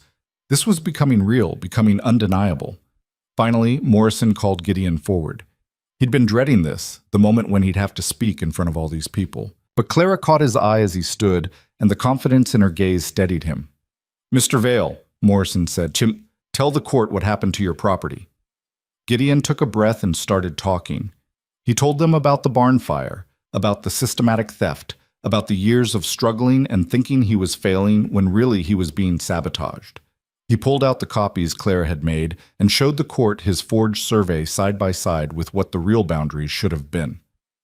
"I can't read most of these documents," he admitted, and the shame of that confession was sharp.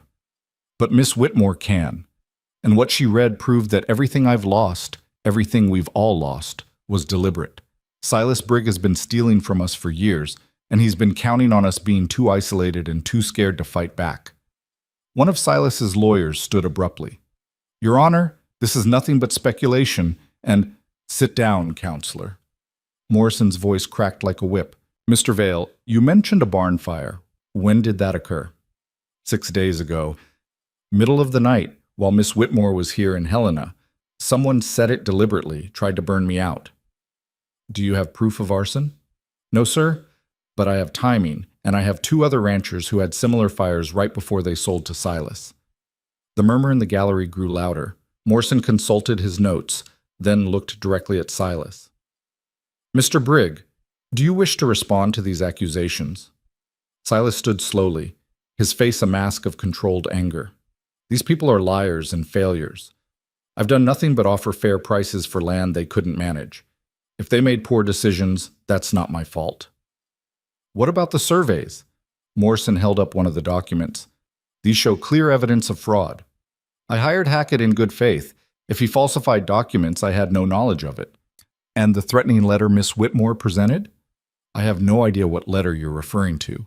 Anyone could have forged such a thing. It has your signature, Mr. Brig. Your seal. Silas's jaw tightened. Then someone stole my stationery. I categorically deny any wrongdoing. It was a stalemate. The evidence was damning, but without Silas cracking or someone else corroborating the conspiracy, it might not be enough for criminal charges. Gideon felt despair starting to creep in. They'd come so far, fought so hard, and Silas might still walk away untouched. Then the courtroom door opened, and a man Gideon didn't recognize walked in. He was middle-aged, well-dressed, but nervous, and his eyes went straight to Silas with something like fear. "Your Honor," the man said, his voice carrying through the suddenly silent room. "My name is Robert Cutler. I believe you'll want to hear what I have to say." The silence that followed Cutler's entrance was absolute. Even the reporters had stopped writing, their pencils frozen mid-stroke. Silas Brig's face had gone white, then red, a vein pulsing visibly at his temple. His lawyers exchanged rapid glances, clearly caught off guard by this development. Judge Morrison studied the newcomer with sharp interest. "Mr. Cutler, you understand you're interrupting formal proceedings." "I do, Your Honor, but I couldn't let this continue without speaking up." Cutler's hands trembled slightly as he removed his hat. "I've been carrying this weight for 5 years, and I can't do it anymore. Not when innocent people are suffering for my silence."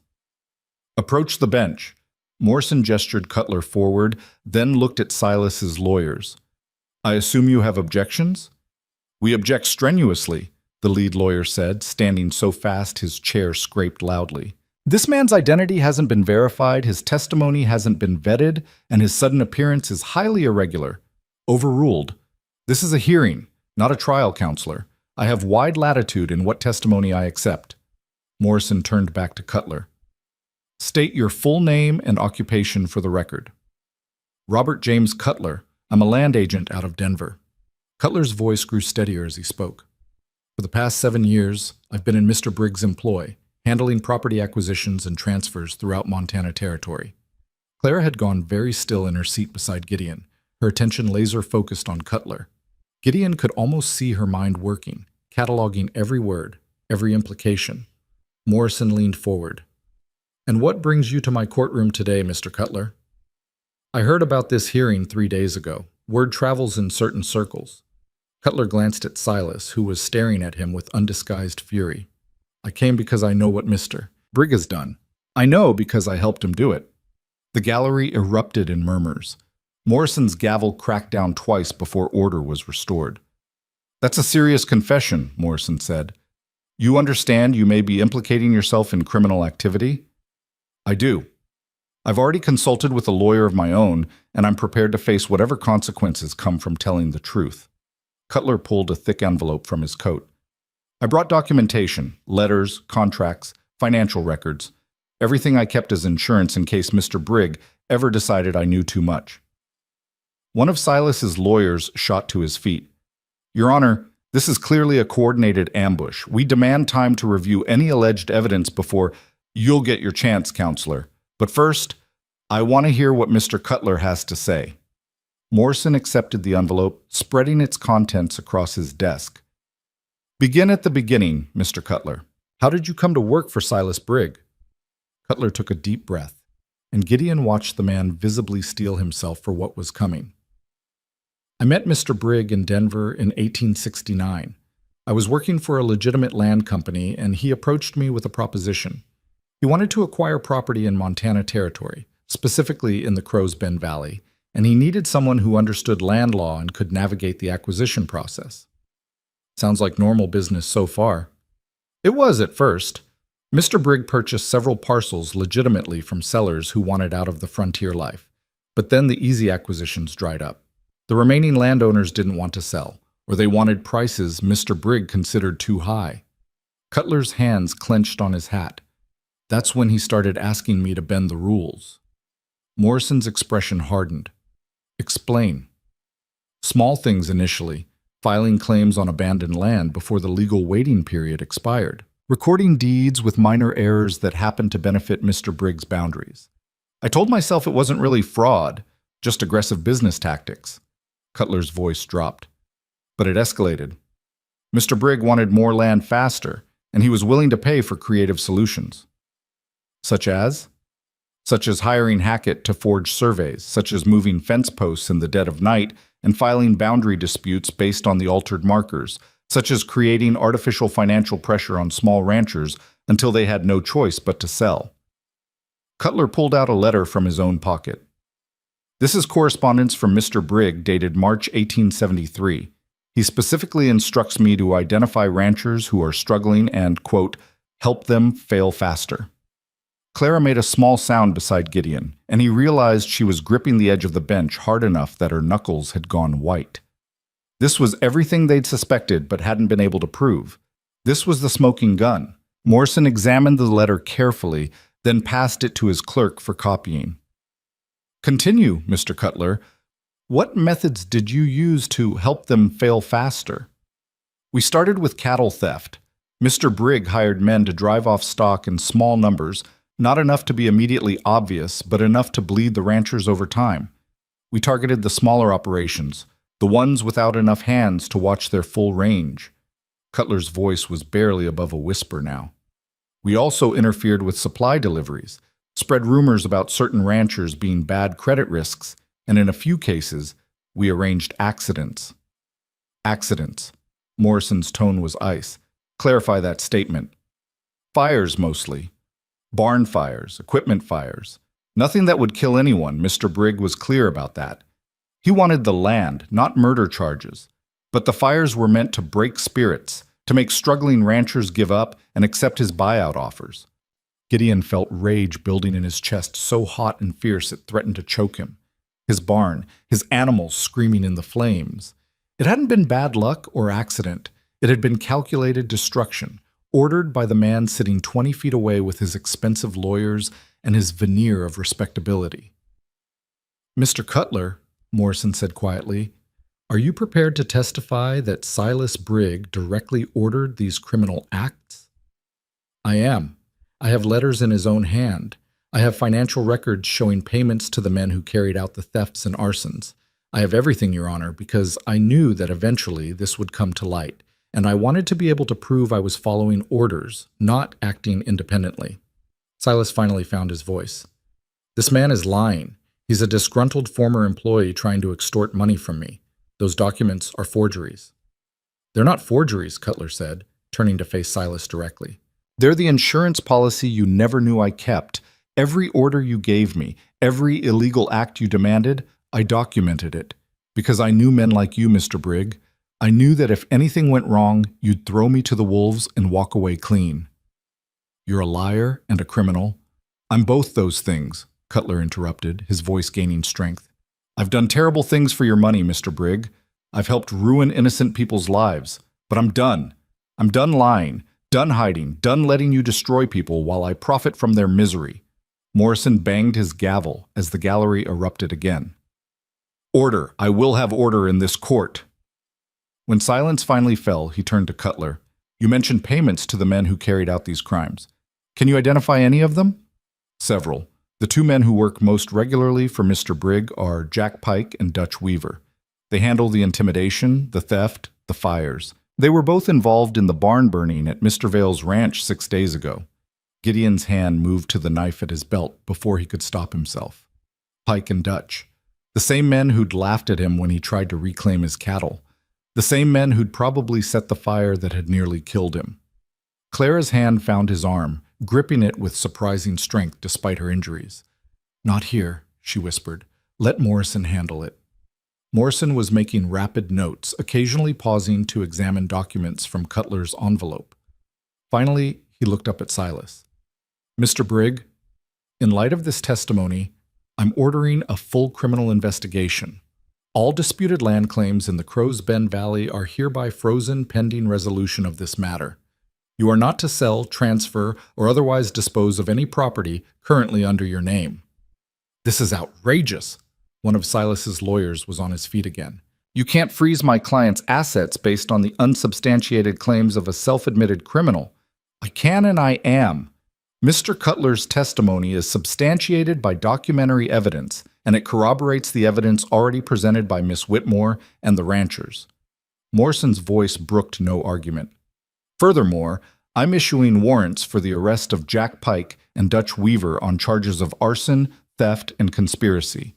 Mr. Brig, you are ordered to remain in Helena until this investigation concludes. If you attempt to leave the territory, you will be arrested. Silas stood, his face purple with rage. You're making a grave mistake, Morrison. I have friends in the territorial government, friends who won't take kindly to you harassing a legitimate businessman. Then they can file a complaint through proper channels. Until then, my ruling stands. Morrison looked at the deputy standing near the door. Please escort Mr. Brig and his counsel to the clerk's office. They'll need to post bond and arrange accommodation while we proceed with the investigation. As the deputy moved forward, Silas locked eyes with Gideon across the courtroom. The hatred in that gaze was pure and venomous, and it carried a clear message. This wasn't over, not by a long shot. But Gideon stared back without flinching, and he saw something shift in Silas's expression. Uncertainty, maybe. The first crack in the armor of a man who'd always gotten his way through intimidation and wealth. Because this time he wasn't facing isolated, frightened ranchers.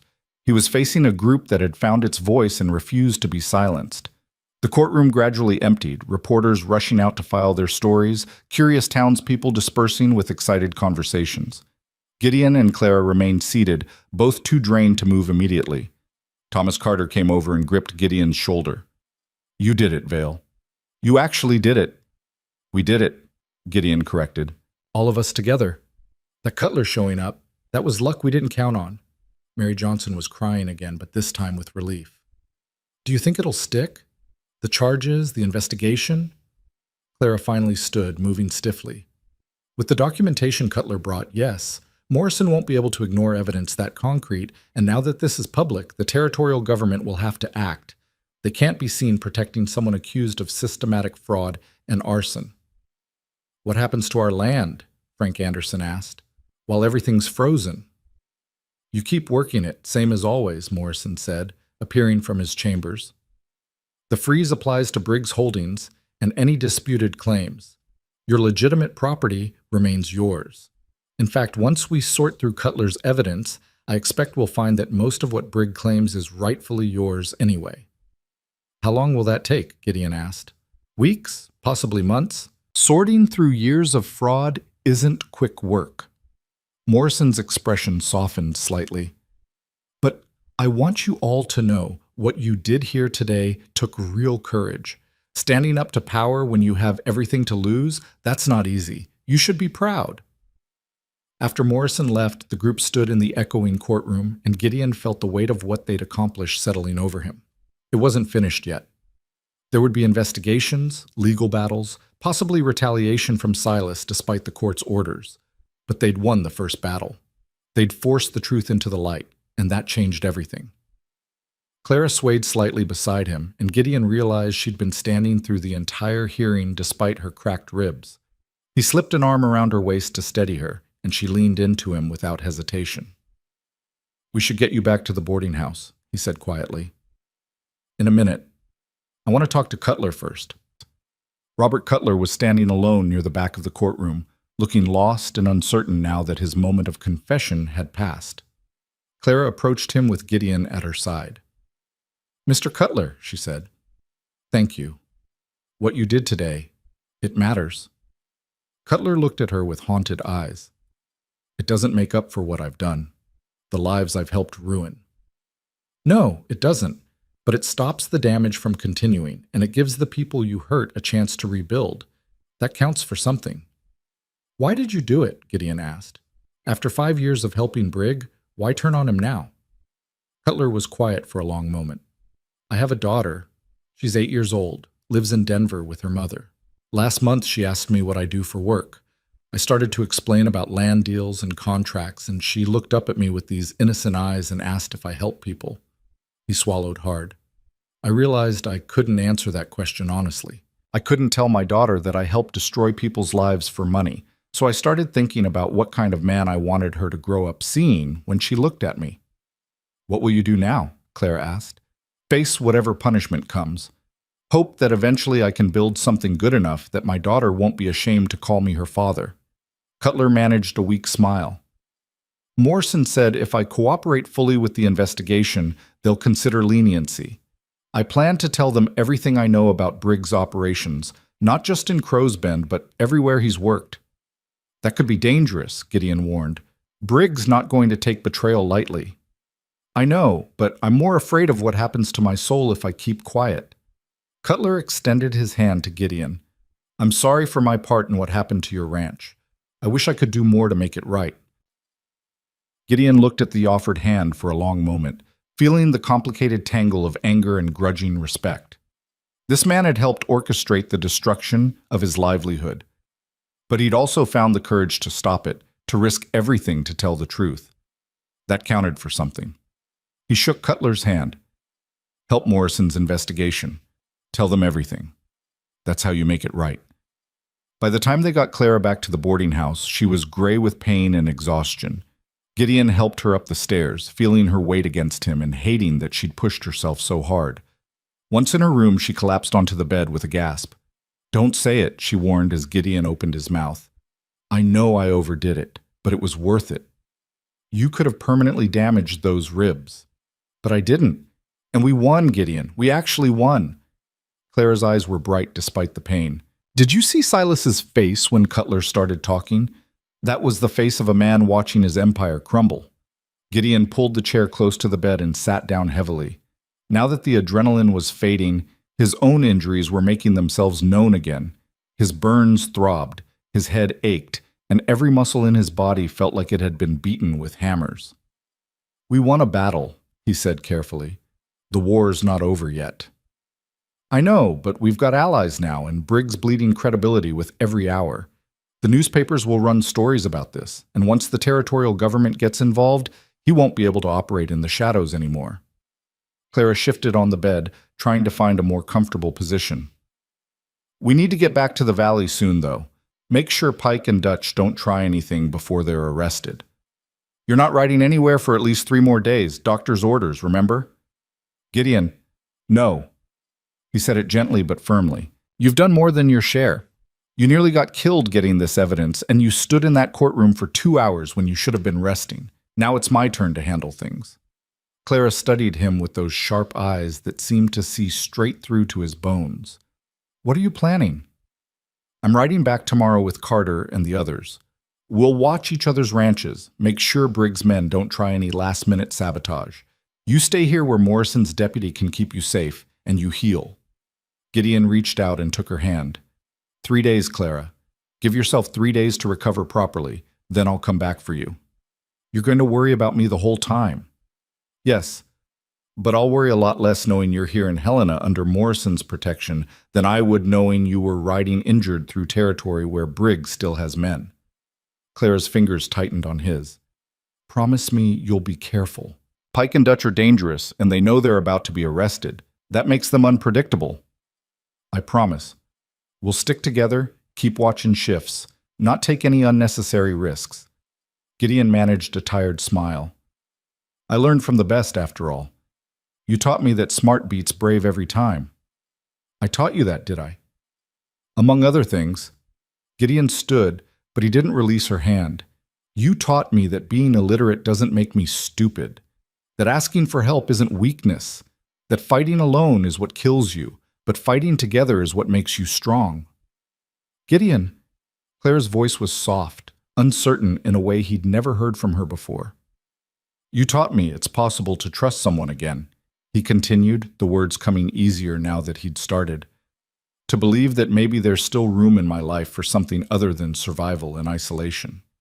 You did that in less than a month, Clara. You walked into my disaster of a life and somehow made me think there might be a future worth fighting for. Clara sat up despite the obvious pain it cost her, her eyes locked on his face. You did the same for me. You gave me a reason to stop running, to stop settling for safe and practical and start believing in something that matters. They looked at each other in the fading afternoon light, and Gideon felt the weight of everything unsaid hanging between them. He wanted to kiss her, to pull her close and tell her exactly how much she'd come to mean to him. But she was injured and exhausted, and he was leaving in the morning. This wasn't the right moment. Instead, he brought her hand to his lips and kissed her knuckles gently. 3 days. Then we finish this together. 3 days, Clara agreed, and the promise in her eyes was worth more than any words could have been.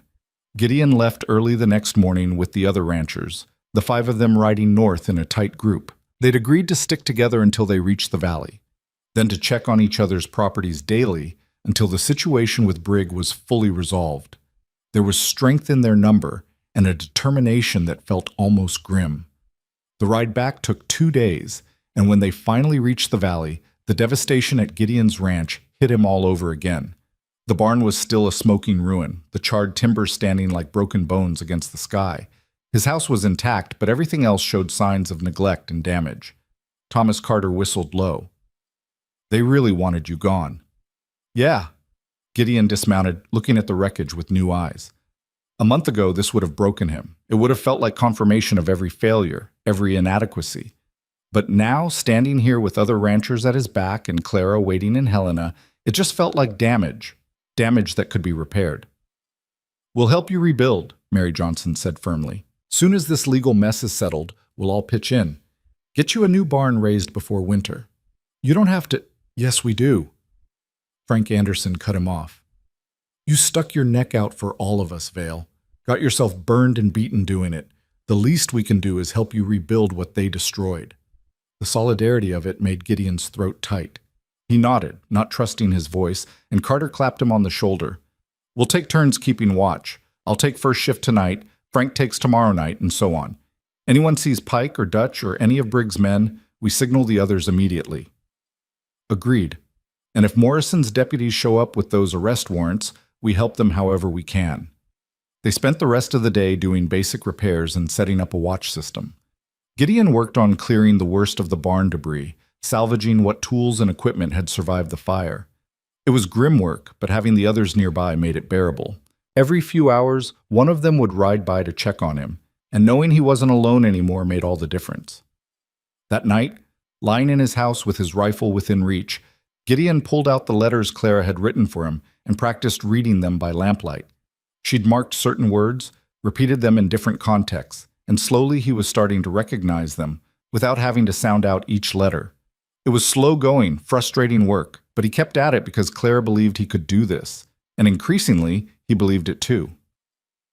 The next day passed quietly, too quietly. Gideon rode his fence lines expecting trouble, but everything was undisturbed. No moved posts, no missing cattle, no signs of Pike or Dutch. The silence felt ominous. That evening, Frank Anderson rode up with news. Morrison's deputies came through this morning. They arrested Pike at the Brig Ranch. Dutch ran before they could get him. Gideon felt his gut clench. So Dutch is loose and knows we brought down Brig. Yeah, Morrison sent word that we should be extra careful. A cornered man with nothing to lose is the most dangerous kind. They doubled the watch that night, 2 people awake at all times. Gideon took the midnight shift with Thomas Carter, both of them sitting on Gideon's porch with rifles and coffee. The Montana night was vast and dark around them, and every sound seemed magnified. You thinking about her? Carter asked after a long silence. Gideon didn't pretend not to understand. Yeah. Mail-order bride arrangement, wasn't it? Started that way, Carter chuckled. But it ain't ending that way, is it? No. Gideon took a sip of coffee, feeling the heat of it against his burned hands. It's not. Good for you, Vale. A woman like that, smart and brave and willing to go to war beside you, that's rare. Don't let her slip away. I don't plan to. The 3rd day of Clara's recovery dawned clear and cold, with the first real hint of autumn in the air. Gideon rode out early to check the herd, moving carefully through the draws and gullies where the cattle liked to graze. Everything seemed normal until he crested a ridge and saw smoke rising from the direction of Mary Johnson's ranch. His blood turned to ice. He spurred his horse into a gallop, covering the 3 miles between properties in record time. As he got closer, he could see that it wasn't a building fire this time. Mary's haystack was blazing, the entire winter's feed supply going up in flames. Mary and her 2 ranch hands were throwing buckets of water on the edges, trying to keep the fire from spreading to the barn. Gideon jumped down and joined them, working frantically to contain the damage. Dutch, Mary gasped between throws, saw him riding off about 10 minutes ago. He torched it and ran before we could stop him. Did he say anything? Yeah, Said to tell you this was just the beginning. Said Brig's going to make sure we all pay for what we did in Helena. Gideon helped them get the fire under control, but the damage was done. Mary's winter feed was gone, and replacing it this late in the season would be nearly impossible. As they stood looking at the smoking remains, Frank Anderson rode up with Thomas Carter. Saw the smoke? Is everyone all right? We're fine, the haze not. Mary's face was grim. Dutch is escalating. We need to end this before someone gets killed. Morrison's deputies are looking for him, Carter said. But Dutch knows this valley better than they do. He could hide for weeks if he wants to. Gideon thought about Dutch's threat, about the promise of more attacks to come. They could wait for the law to handle it, could hunker down and try to defend against whatever Dutch threw at them next. But that was reactive, defensive. It gave Dutch all the power. We need to find him first, Gideon said. That's dangerous talk, Frank warned. We're ranchers, not manhunters. We know this valley as well as he does. Better, maybe, since it's our land. Gideon looked at each of them in turn. Dutch is alone now. Pike's arrested, Briggs neutralized, Cutler's turned on them. Dutch has no support, no backup. If we work together, we can track him down and turn him over to Morrison's deputies before he does any more damage. Or he could ambush us, Mary pointed out. Pick us off one by one when we're out looking for him. Not if we stick together, not if we're smart about it. Carter rubbed his jaw thoughtfully. What did you have in mind? They spent the next hour planning, using their collective knowledge of the valley to predict where Dutch might hide. There were only so many places with water and cover, only so many routes a man on the run could take. By pooling their information, they narrowed it down to 3 likely spots.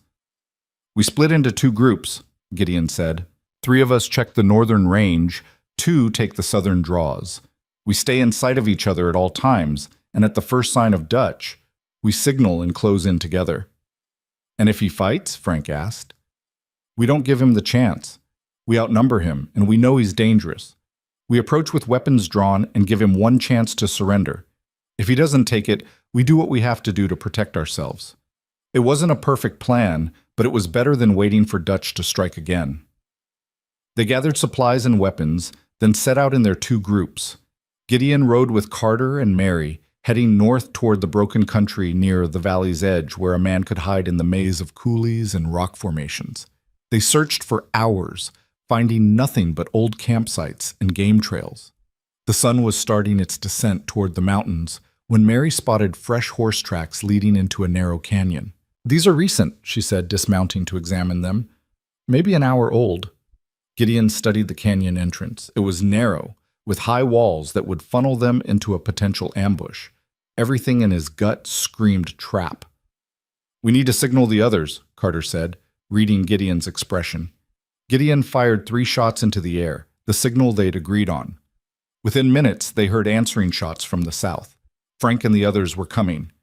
While they waited, Gideon studied the canyon more carefully. There was another way in, a deer trail that wound around the side and came in from above. If Dutch was holed up in there, someone could approach from higher ground while the rest provided distraction from below. When Frank arrived with the Anderson boy, Gideon explained his plan. I'll take the high route. Give me 20 minutes to get into position, then you all approach from the front, make some noise, get his attention. Once I see where he is, I'll signal and we'll have him boxed. You sure about this? Carter looked skeptical. Going in alone seems like exactly what we said not to do. I won't engage alone. Just position myself and wait for you all to flush him out. Gideon checked his rifle. 20 minutes. Then we end this. The climb up the deer trail was harder than he'd expected, his burned hands screaming protest as he pulled himself over rocks and through brush. But he made it to the canyon rim and worked his way along until he could see down into the narrow defile below. Dutch had indeed made camp there, his horse tied in a small clearing near a spring. But as Gideon watched, he realized Dutch wasn't alone. There was someone else with him, a figure in dark clothes that Gideon couldn't quite make out from this angle. Below, he heard the others approaching, their voices carrying clearly in the canyon's echo. Dutch heard them too, standing and reaching for his rifle. The figure with him moved, and Gideon's heart stopped. It was Clara. She was bound and gagged, propped against a rock with Dutch's knife at her throat. Even from a distance, Gideon could see the fresh bruises on her face, the way she held herself stiffly from her injured ribs. Rage and terror flooded through him in equal measure. Dutch must have ridden to Helena, must have grabbed her somehow. And now he was using her as a hostage, as leverage against the very people who'd brought down his employer. Below, Carter's voice rang out. "Dutch Weaver, this is Thomas Carter. We've got you surrounded. Drop your weapons and come out peaceful." Dutch's laugh was ugly. "You think I'm stupid? I know you ain't got no deputies with you. Just a bunch of ranchers playing at being lawmen. We don't want trouble. Just let the woman go and surrender yourself to proper authorities." "I don't think so." Dutch pressed the knife harder against Clara's throat, and even from above, Gideon could see her flinch. "Here's how this is going to work. You all back off and let me ride out of here with the lady, or I cut her throat right here and now." Gideon's hands were shaking as he aimed his rifle. He had a shot, barely. Dutch's head was partially visible from this angle, but Clara was so close, and one wrong move could mean hitting her instead. His burns throbbed, his vision swam from exhaustion and fear, and every instinct screamed at him to take the shot anyway. But he thought about what Clara had taught him. Smart beats brave. Think it through. Find the strategic path. He couldn't shoot Dutch without risking Clara. But he could change the equation. Gideon stood up on the canyon rim, making himself visible. "Dutch, it's Vale. Let her go." Dutch spun, looking up, and for a critical second his knife moved away from Clara's throat. It was all the opening she needed. Despite her bound hands, despite her injuries, Clara drove her elbow back hard into Dutch's stomach. He doubled over and she rolled away, putting distance between them. Dutch recovered fast, raising his rifle toward Clara. Gideon didn't think, didn't calculate. He just fired. The shot echoed through the canyon like thunder. Dutch jerked, his rifle falling from his hands as he clutched his shoulder. Below, Carter and the others rushed in, weapons drawn. Dutch tried to run but made it only a few steps before Frank tackled him to the ground. Gideon was already scrambling down the canyon wall, half sliding and half falling in his desperation to reach Clara. She'd managed to get the gag off and was working on the ropes around her wrists when he reached her.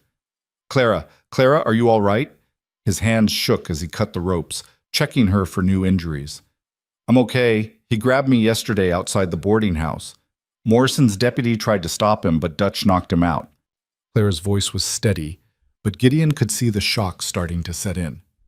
"He was going to use me to bargain his way out, make you all back off so he could escape." "That's not going to happen." Gideon pulled her against him, careful of her ribs, just needing to feel that she was real and alive. "It's over, Clara. It's finally over."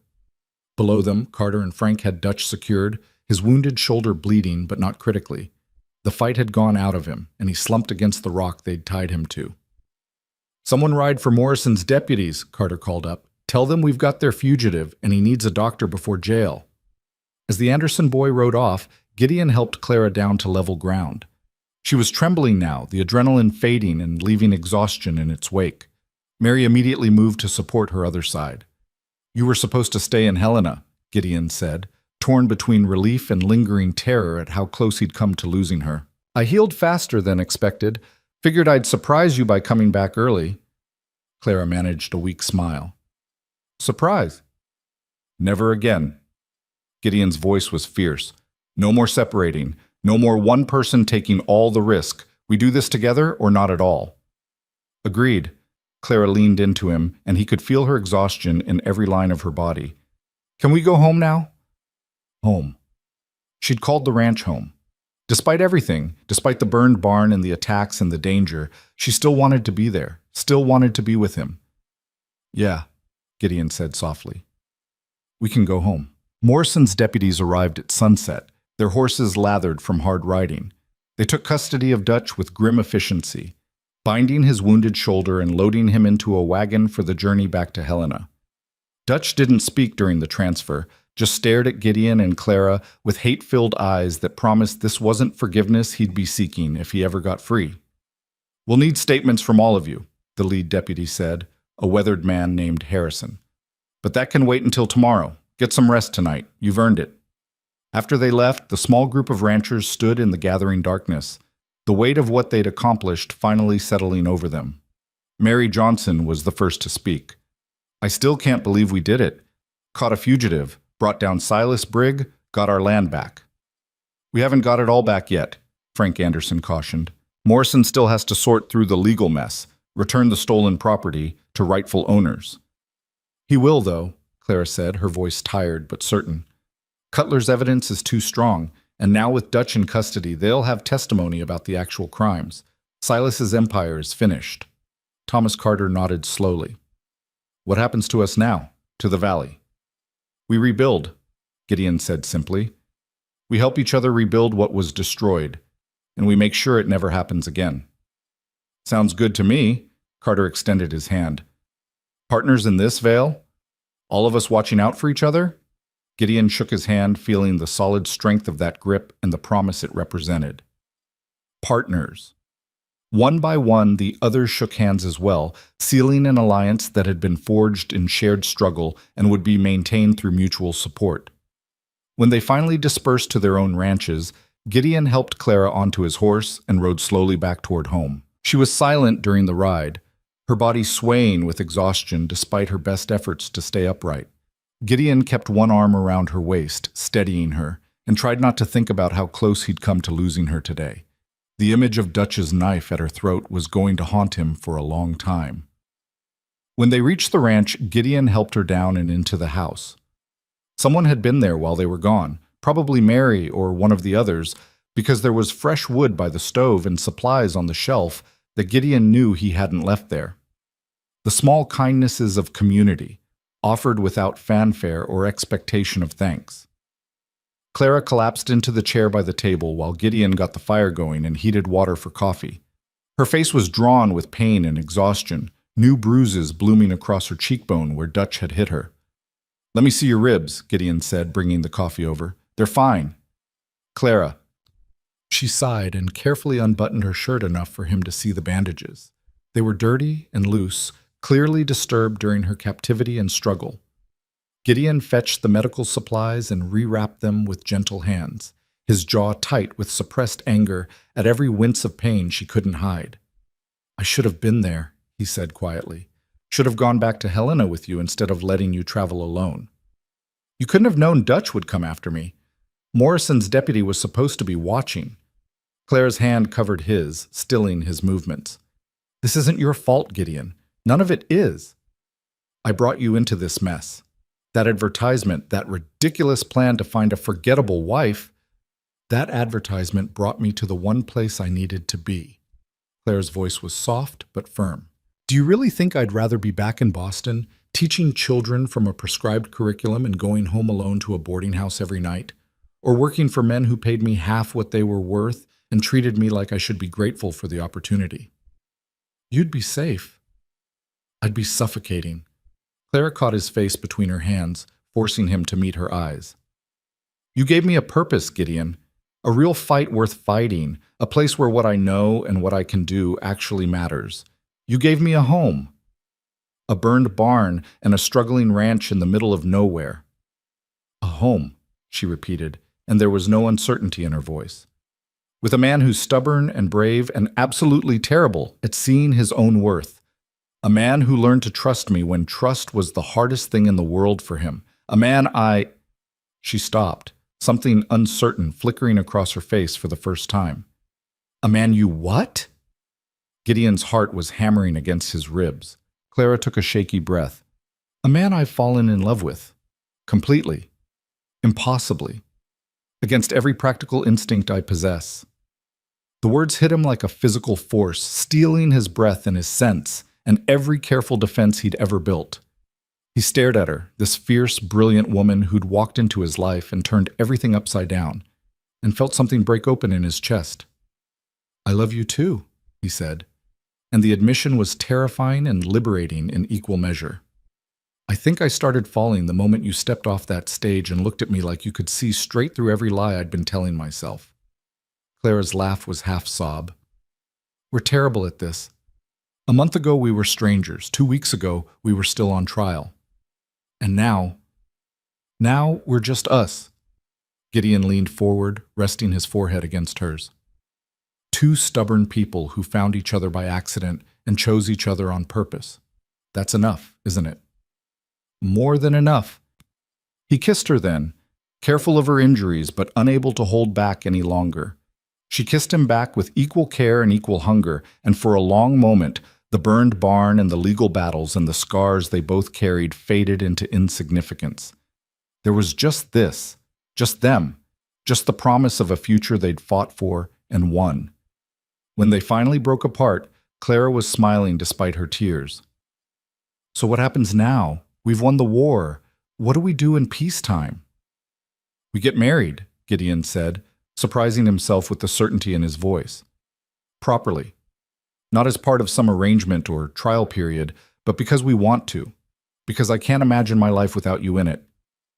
That might be the least romantic proposal in history." "Probably. But it's honest." Gideon traced her cheekbone gently, avoiding the bruise. "Marry me, Clara. Not because you answered an advertisement or because you're stuck here. Marry me because you choose to, every day, same as I'll be choosing you." "Yes." Clara didn't hesitate. "Yes, I'll marry you. But Gideon, I need you to understand something. I'm not going to stop being who I am. I'm not going to become some quiet ranch wife who just keeps house and doesn't ask questions. I don't want you to. I want exactly who you are. The woman who sees problems and solves them, who fights for what's right, who terrifies me and inspires me in equal measure." Gideon managed to smile. "Besides, we're partners, remember? That means you keep doing what you do best, and together we make this ranch into something worth passing on. Speaking of which," Clara carefully pulled away, moving to where her saddlebag still sat by the door. She pulled out a thick folder of papers.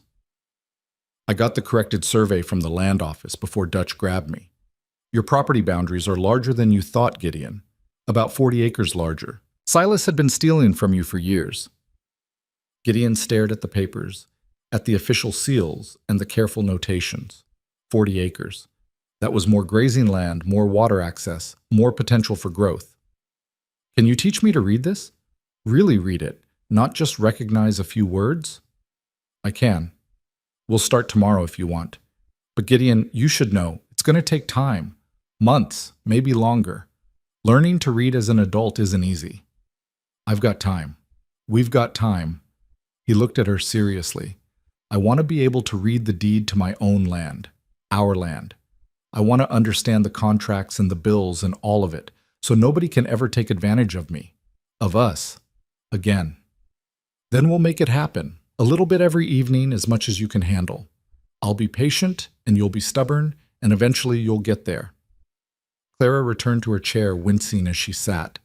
"But right now, I need to sleep for about 12 hours, preferably without anyone kidnapping me or setting anything on fire." "I think I can arrange that." Gideon helped her to the bedroom, made sure she had water and blankets, and left her to rest. He climbed to the loft intending to sleep, but found himself too wired. Instead, he lay in the darkness listening to Clara's breathing below and thinking about everything that had changed in the past month. He'd gone from isolated and failing to partnered and hopeful, from illiterate and ashamed to learning and determined, from someone who'd given up on ever trusting another person to someone engaged to a woman who'd become essential to his existence. The barn was still a ruin outside. The ranch still needed massive amounts of work. Winter was coming, and there would be challenges ahead. But for the first time in 6 years, Gideon felt ready to face them. The next morning brought a steady stream of visitors.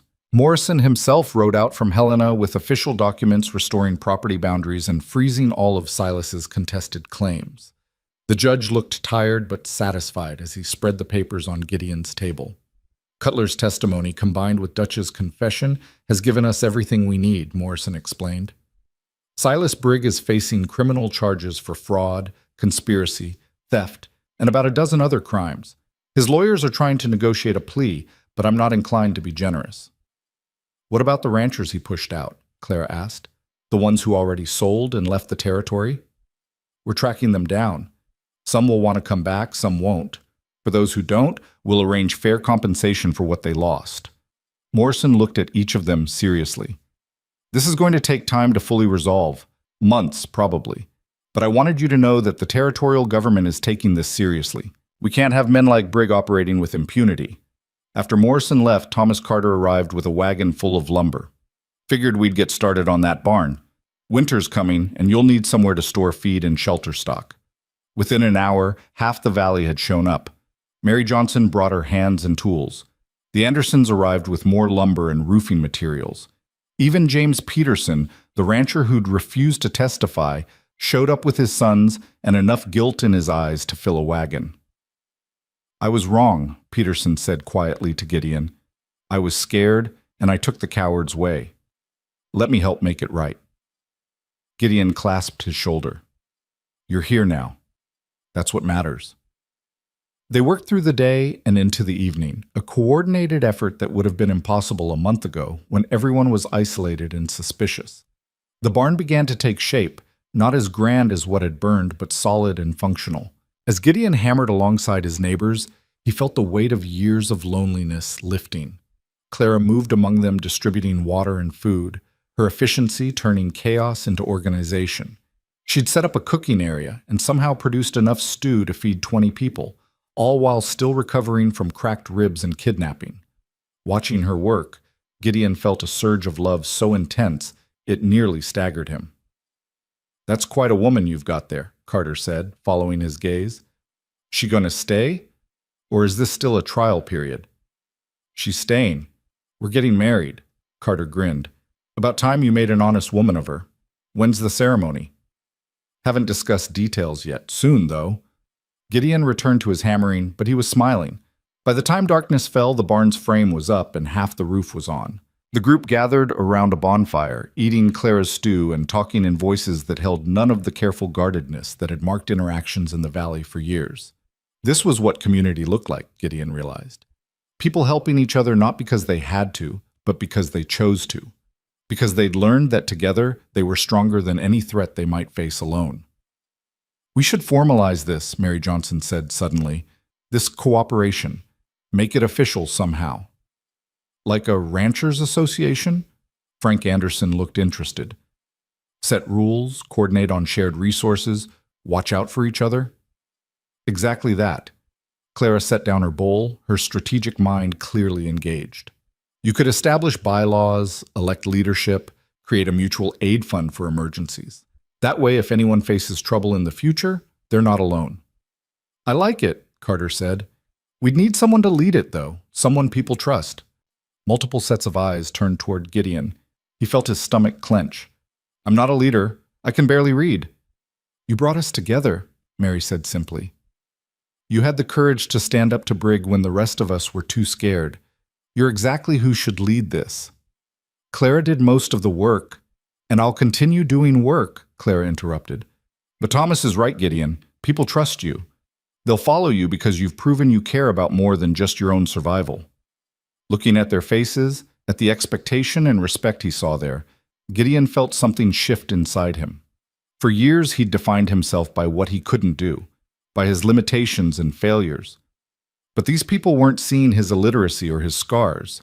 They were seeing someone who'd fought for them, who'd refused to give up, who'd brought them together when it mattered most.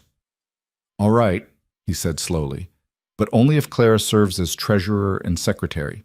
I'll need someone who can actually manage the records." "Deal," Clara said immediately, and the matter was settled. They talked long into the night, planning their association, their shared future, their collective defense against any future threats.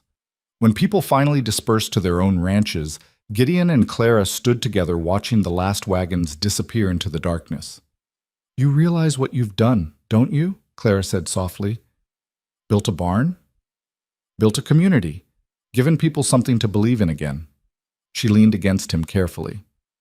"A month ago, these people were isolated and afraid. Now they're working together, planning together, hoping together. You did that." "We did that." Stubborn man. But she was smiling. "Fine. We did that. Together." The next weeks passed in a blur of activity. The barn was finished and filled with hay purchased with money from the mutual aid fund the ranchers had established. Gideon's fence lines were restored to their proper boundaries, and his herd was supplemented with cattle from the stock Silas had stolen and had to forfeit. Morrison sent word that the territorial government was moving forward with prosecution, and that Silas's entire operation was being dismantled. Through it all, Clara taught Gideon to read.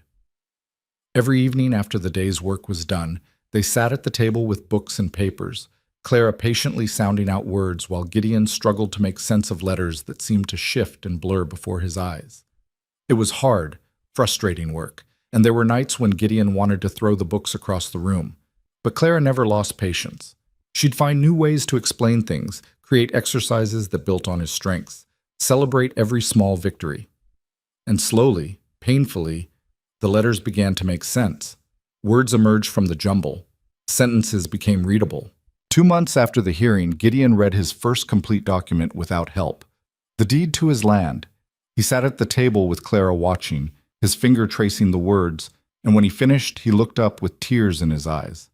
"I understand it," he said wonderingly. "Every word.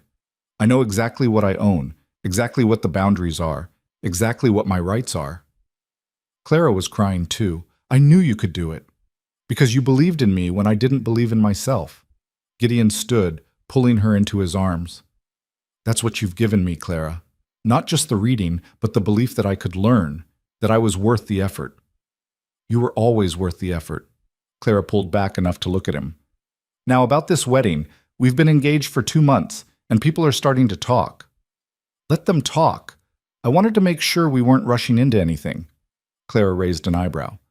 "We're living together on an isolated ranch. The proprietorship sailed long ago." "Fair point." Gideon smiled. "What do you want? Big ceremony in town or something small?" "Small. Just the people who matter. The ranchers who helped us. Morrison, if he can make it. Maybe a few townspeople." Clara's expression turned serious. "But I want it to be real, Gideon. Not a mail-order arrangement or a business partnership. A real marriage where we stand up in front of people and choose each other." "That's exactly what I want too." They set the date for early November before the worst of winter set in. Clara sewed a dress from fabric Mary Johnson helped her select in town, simple but elegant. Gideon bought a new shirt and spent an entire day cleaning the house until it gleamed. Thomas Carter offered his barn for the ceremony since it was the largest gathering space in the valley. The morning of the wedding dawned cold and clear, frost coating the grass in silver. Gideon stood in Carter's barn watching neighbors arrive and felt none of the panic he'd expected. This wasn't the terrifying leap into the unknown he'd feared when he'd first posted that advertisement. This was choosing Clara, who he already knew and loved and couldn't imagine living without. Morrison arrived with official documents making their marriage legal in the eyes of the territorial government. Mary Johnson and the other women had decorated the barn with late autumn flowers and pine boughs. The Anderson boy had somehow procured a fiddle and was playing soft music as people settled into their seats. Then Clara appeared in the doorway, and Gideon forgot to breathe. She looked beautiful in her simple dress, her hair loose around her shoulders for once. But it wasn't her appearance that struck him motionless. It was the way she looked at him, the absolute certainty and joy in her eyes, the promise of everything they'd already built together and everything they would create in the years to come. She walked toward him without hesitation, without anyone giving her away because she'd never belonged to anyone else to give. When she reached him, she took his hands and squeezed them gently. "Ready?" she whispered. "Absolutely." The ceremony was simple. Morrison read the legal requirements, they exchanged vows they'd written themselves, and when it came time for the rings, Gideon produced 2 simple gold bands he'd had made in Helena. "I promise to choose you every day," he said, sliding the ring onto her finger, "to fight beside you, learn from you, build with you, to see you exactly as you are and love all of it. I promise to challenge you, support you, believe in you," Clara said, her voice steady despite her tears, "to share your burdens and celebrate your victories, to make this ranch, this life, this future ours together." "By the authority vested in me by Montana Territory," Morrison said with a smile, "I pronounce you husband and wife." The kiss that followed felt like coming home and setting out on an adventure simultaneously. When they broke apart, the barn erupted in cheers and applause, and Gideon realized that somewhere along the way, he'd stopped being alone and had become part of something larger. The celebration lasted well into the evening, with food and music and dancing. Gideon, who'd never danced in his life, let Clara teach him the basic steps and didn't even care when he stepped on her toes. She just laughed and adjusted their rhythm, and eventually they found a pattern that worked. As the night wore on and people began to leave, Thomas Carter pulled Gideon aside. "Got something for you, from all of us." He handed over an envelope. Inside were deeds to 3 small parcels of land bordering Gideon's ranch, property that had been abandoned and subsequently claimed by Silas, now being returned to circulation. "We bought them collectively through the association," Carter explained. "Figured you and Clara could use the extra grazing land, and it keeps the property in local hands rather than some outside speculator buying it up."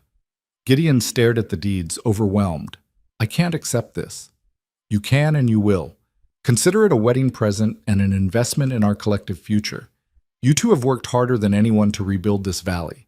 Let us help you build something that'll last." When everyone had finally gone home and the barn was quiet, Gideon and Clara rode back to their ranch under a sky brilliant with stars. The house was warm when they entered, fire-banked but still glowing. Someone had left fresh flowers on the table and stocked the shelves with supplies. Clara moved to the window, looking out at the dark landscape. "Do you remember what you said that first night? About this land being yours?" "I remember. It's not just yours anymore. It's ours. This ranch, this valley, this community we've built." She turned to face him. "Does that bother you? Sharing what you fought so hard to claim?" Gideon crossed to her, pulling her into his arms. "No, because sharing it with you, with all of them, makes it better than it ever was when it was just mine. I was so focused on protecting what I had that I forgot why I wanted it in the first place." "And why did you want it?" "To build something that mattered, to create a legacy, to prove I was more than my limitations." He rested his forehead against hers. "I just didn't realize that doing that alone was impossible, that the real legacy would be what we built together." They stood there in the firelight, 2 people who'd found each other through desperation and chosen each other through love. Outside, the Montana winter was settling in, cold and harsh and unforgiving. But inside there was warmth and partnership and the promise of spring to come. The months that followed brought challenges, as life on a frontier ranch always did. There were harsh storms and sick cattle and broken equipment, but there was also community support, shared resources, and the knowledge that they weren't facing any of it alone. Gideon's reading continued to improve, and by spring he was able to read the association's bylaws and contribute to their revision. Clara's organizational skills transformed the loose network of ranchers into an efficient cooperative that attracted attention from across the territory. Other valleys began forming similar associations, looking to Crow's Bend as a model. Morrison sent word that Silas Brig had been sentenced to 15 years in prison, his vast holdings sold to pay restitution to his victims. Hackett, the surveyor who'd forged the documents, had been found and arrested. Pike and Dutch both received lengthy sentences for their roles in the conspiracy. But the most satisfying news came 6 months after the wedding, when James Peterson appeared at Gideon and Clara's door with an envelope. "This came from the Johnsons," Peterson said. "The couple who owned that homestead near your southern boundary.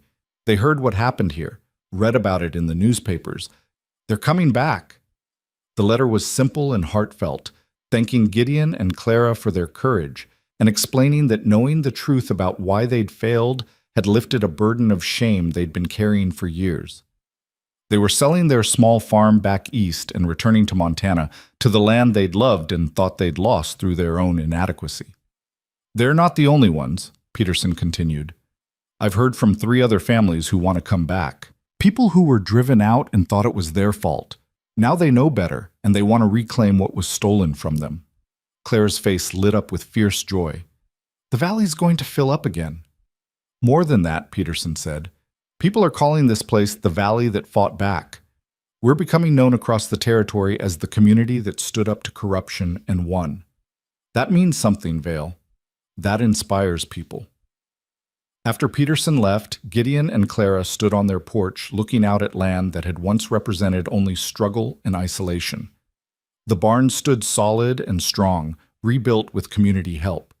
Fences ran straight and true along boundaries that were now legally protected. Cattle grazed peacefully, their numbers recovered and growing. "We did something important here," Clara said quietly. "Not just for us, but for everyone who was suffering alone and thinking they were the only ones. Because you saw the pattern.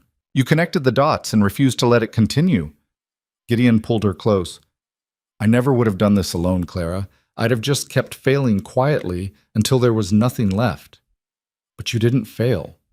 You succeeded. We succeeded because we fought together. Clara turned in his arms to face him. And we're going to keep succeeding, Gideon. This ranch, this community, this life we're building, it's just the beginning. She was right, Gideon realized. This was just the beginning of a ranch that would grow and prosper, the beginning of a community that would support and strengthen each other, the beginning of a family. Clara had shared the news just that morning that she was pregnant, a secret they were keeping for a few more weeks. The beginning of a legacy built not on isolation and fear, but on partnership and courage, and the stubborn refusal to accept defeat. Gideon Vale had come to Montana 6 years ago, looking for land to call his own. He'd found it, claimed it, nearly lost it to forces beyond his understanding, but in the process of fighting to keep it, he'd discovered something far more valuable than property or pride. He'd discovered that strength came from vulnerability, that asking for help wasn't weakness, but wisdom, that the right partner could turn your greatest weaknesses into shared strengths and your isolated struggles into collective victories. He'd discovered Clara, fierce and brilliant and absolutely essential. And together, they'd discovered that the future wasn't something you endured alone. It was something you built together, day by stubborn day, choice by deliberate choice, until the ranch and the family and the community were truly, completely, undeniably theirs. As winter gave way to spring and the valley bloomed with new life, Gideon often found himself thinking about that first day when Clara had stepped off the stagecoach. He'd been so afraid of her then, so convinced that she represented a threat to the careful walls he'd built around his heart. He'd been right to be afraid. She had threatened those walls. She'd torn them down completely, let the light in, forced him to feel and hope and trust in ways he'd thought were lost to him forever. And in doing so, she'd given him back his life. On a warm April morning, Gideon stood in the doorway of their home, watching Clara work in the garden she'd planted. Her pregnancy was showing now, a gentle curve she touched absently as she worked. The gesture filled him with such fierce protective love that his chest ached. As if sensing his attention, Clara looked up and smiled. The same smile that had terrified him that first day because it saw too much, promised too much, demanded too much. Now it was the sight he looked forward to every morning and the last thing he wanted to see every night. "Come help me with this," she called. "These beans won't plant themselves." Gideon crossed the yard to join her, kneeling in the fresh earth beside the woman who'd saved his life by refusing to be forgettable. Together they worked the soil, planting seeds that would grow and flourish in the Montana sun, just like the love and partnership they'd cultivated from the most unlikely of beginnings. And when their daughter was born that autumn, dark-haired and sharp-eyed like her mother, they named her Hope. Because that's what Clara had given Gideon when he'd forgotten such a thing was possible. Hope for the future, hope for redemption, hope that even the most scarred and solitary soul could find their way home. The ranch prospered. The community thrived. And two stubborn people who'd found each other by accident and chosen each other on purpose built a legacy that would last for generations, all because they'd learned the most important lesson the frontier had to teach. You didn't survive alone. You survived together. And if you were very lucky and very brave, survival could become something more. It could become a life worth living, a future worth fighting for, and a love worth every risk you'd ever taken to find it.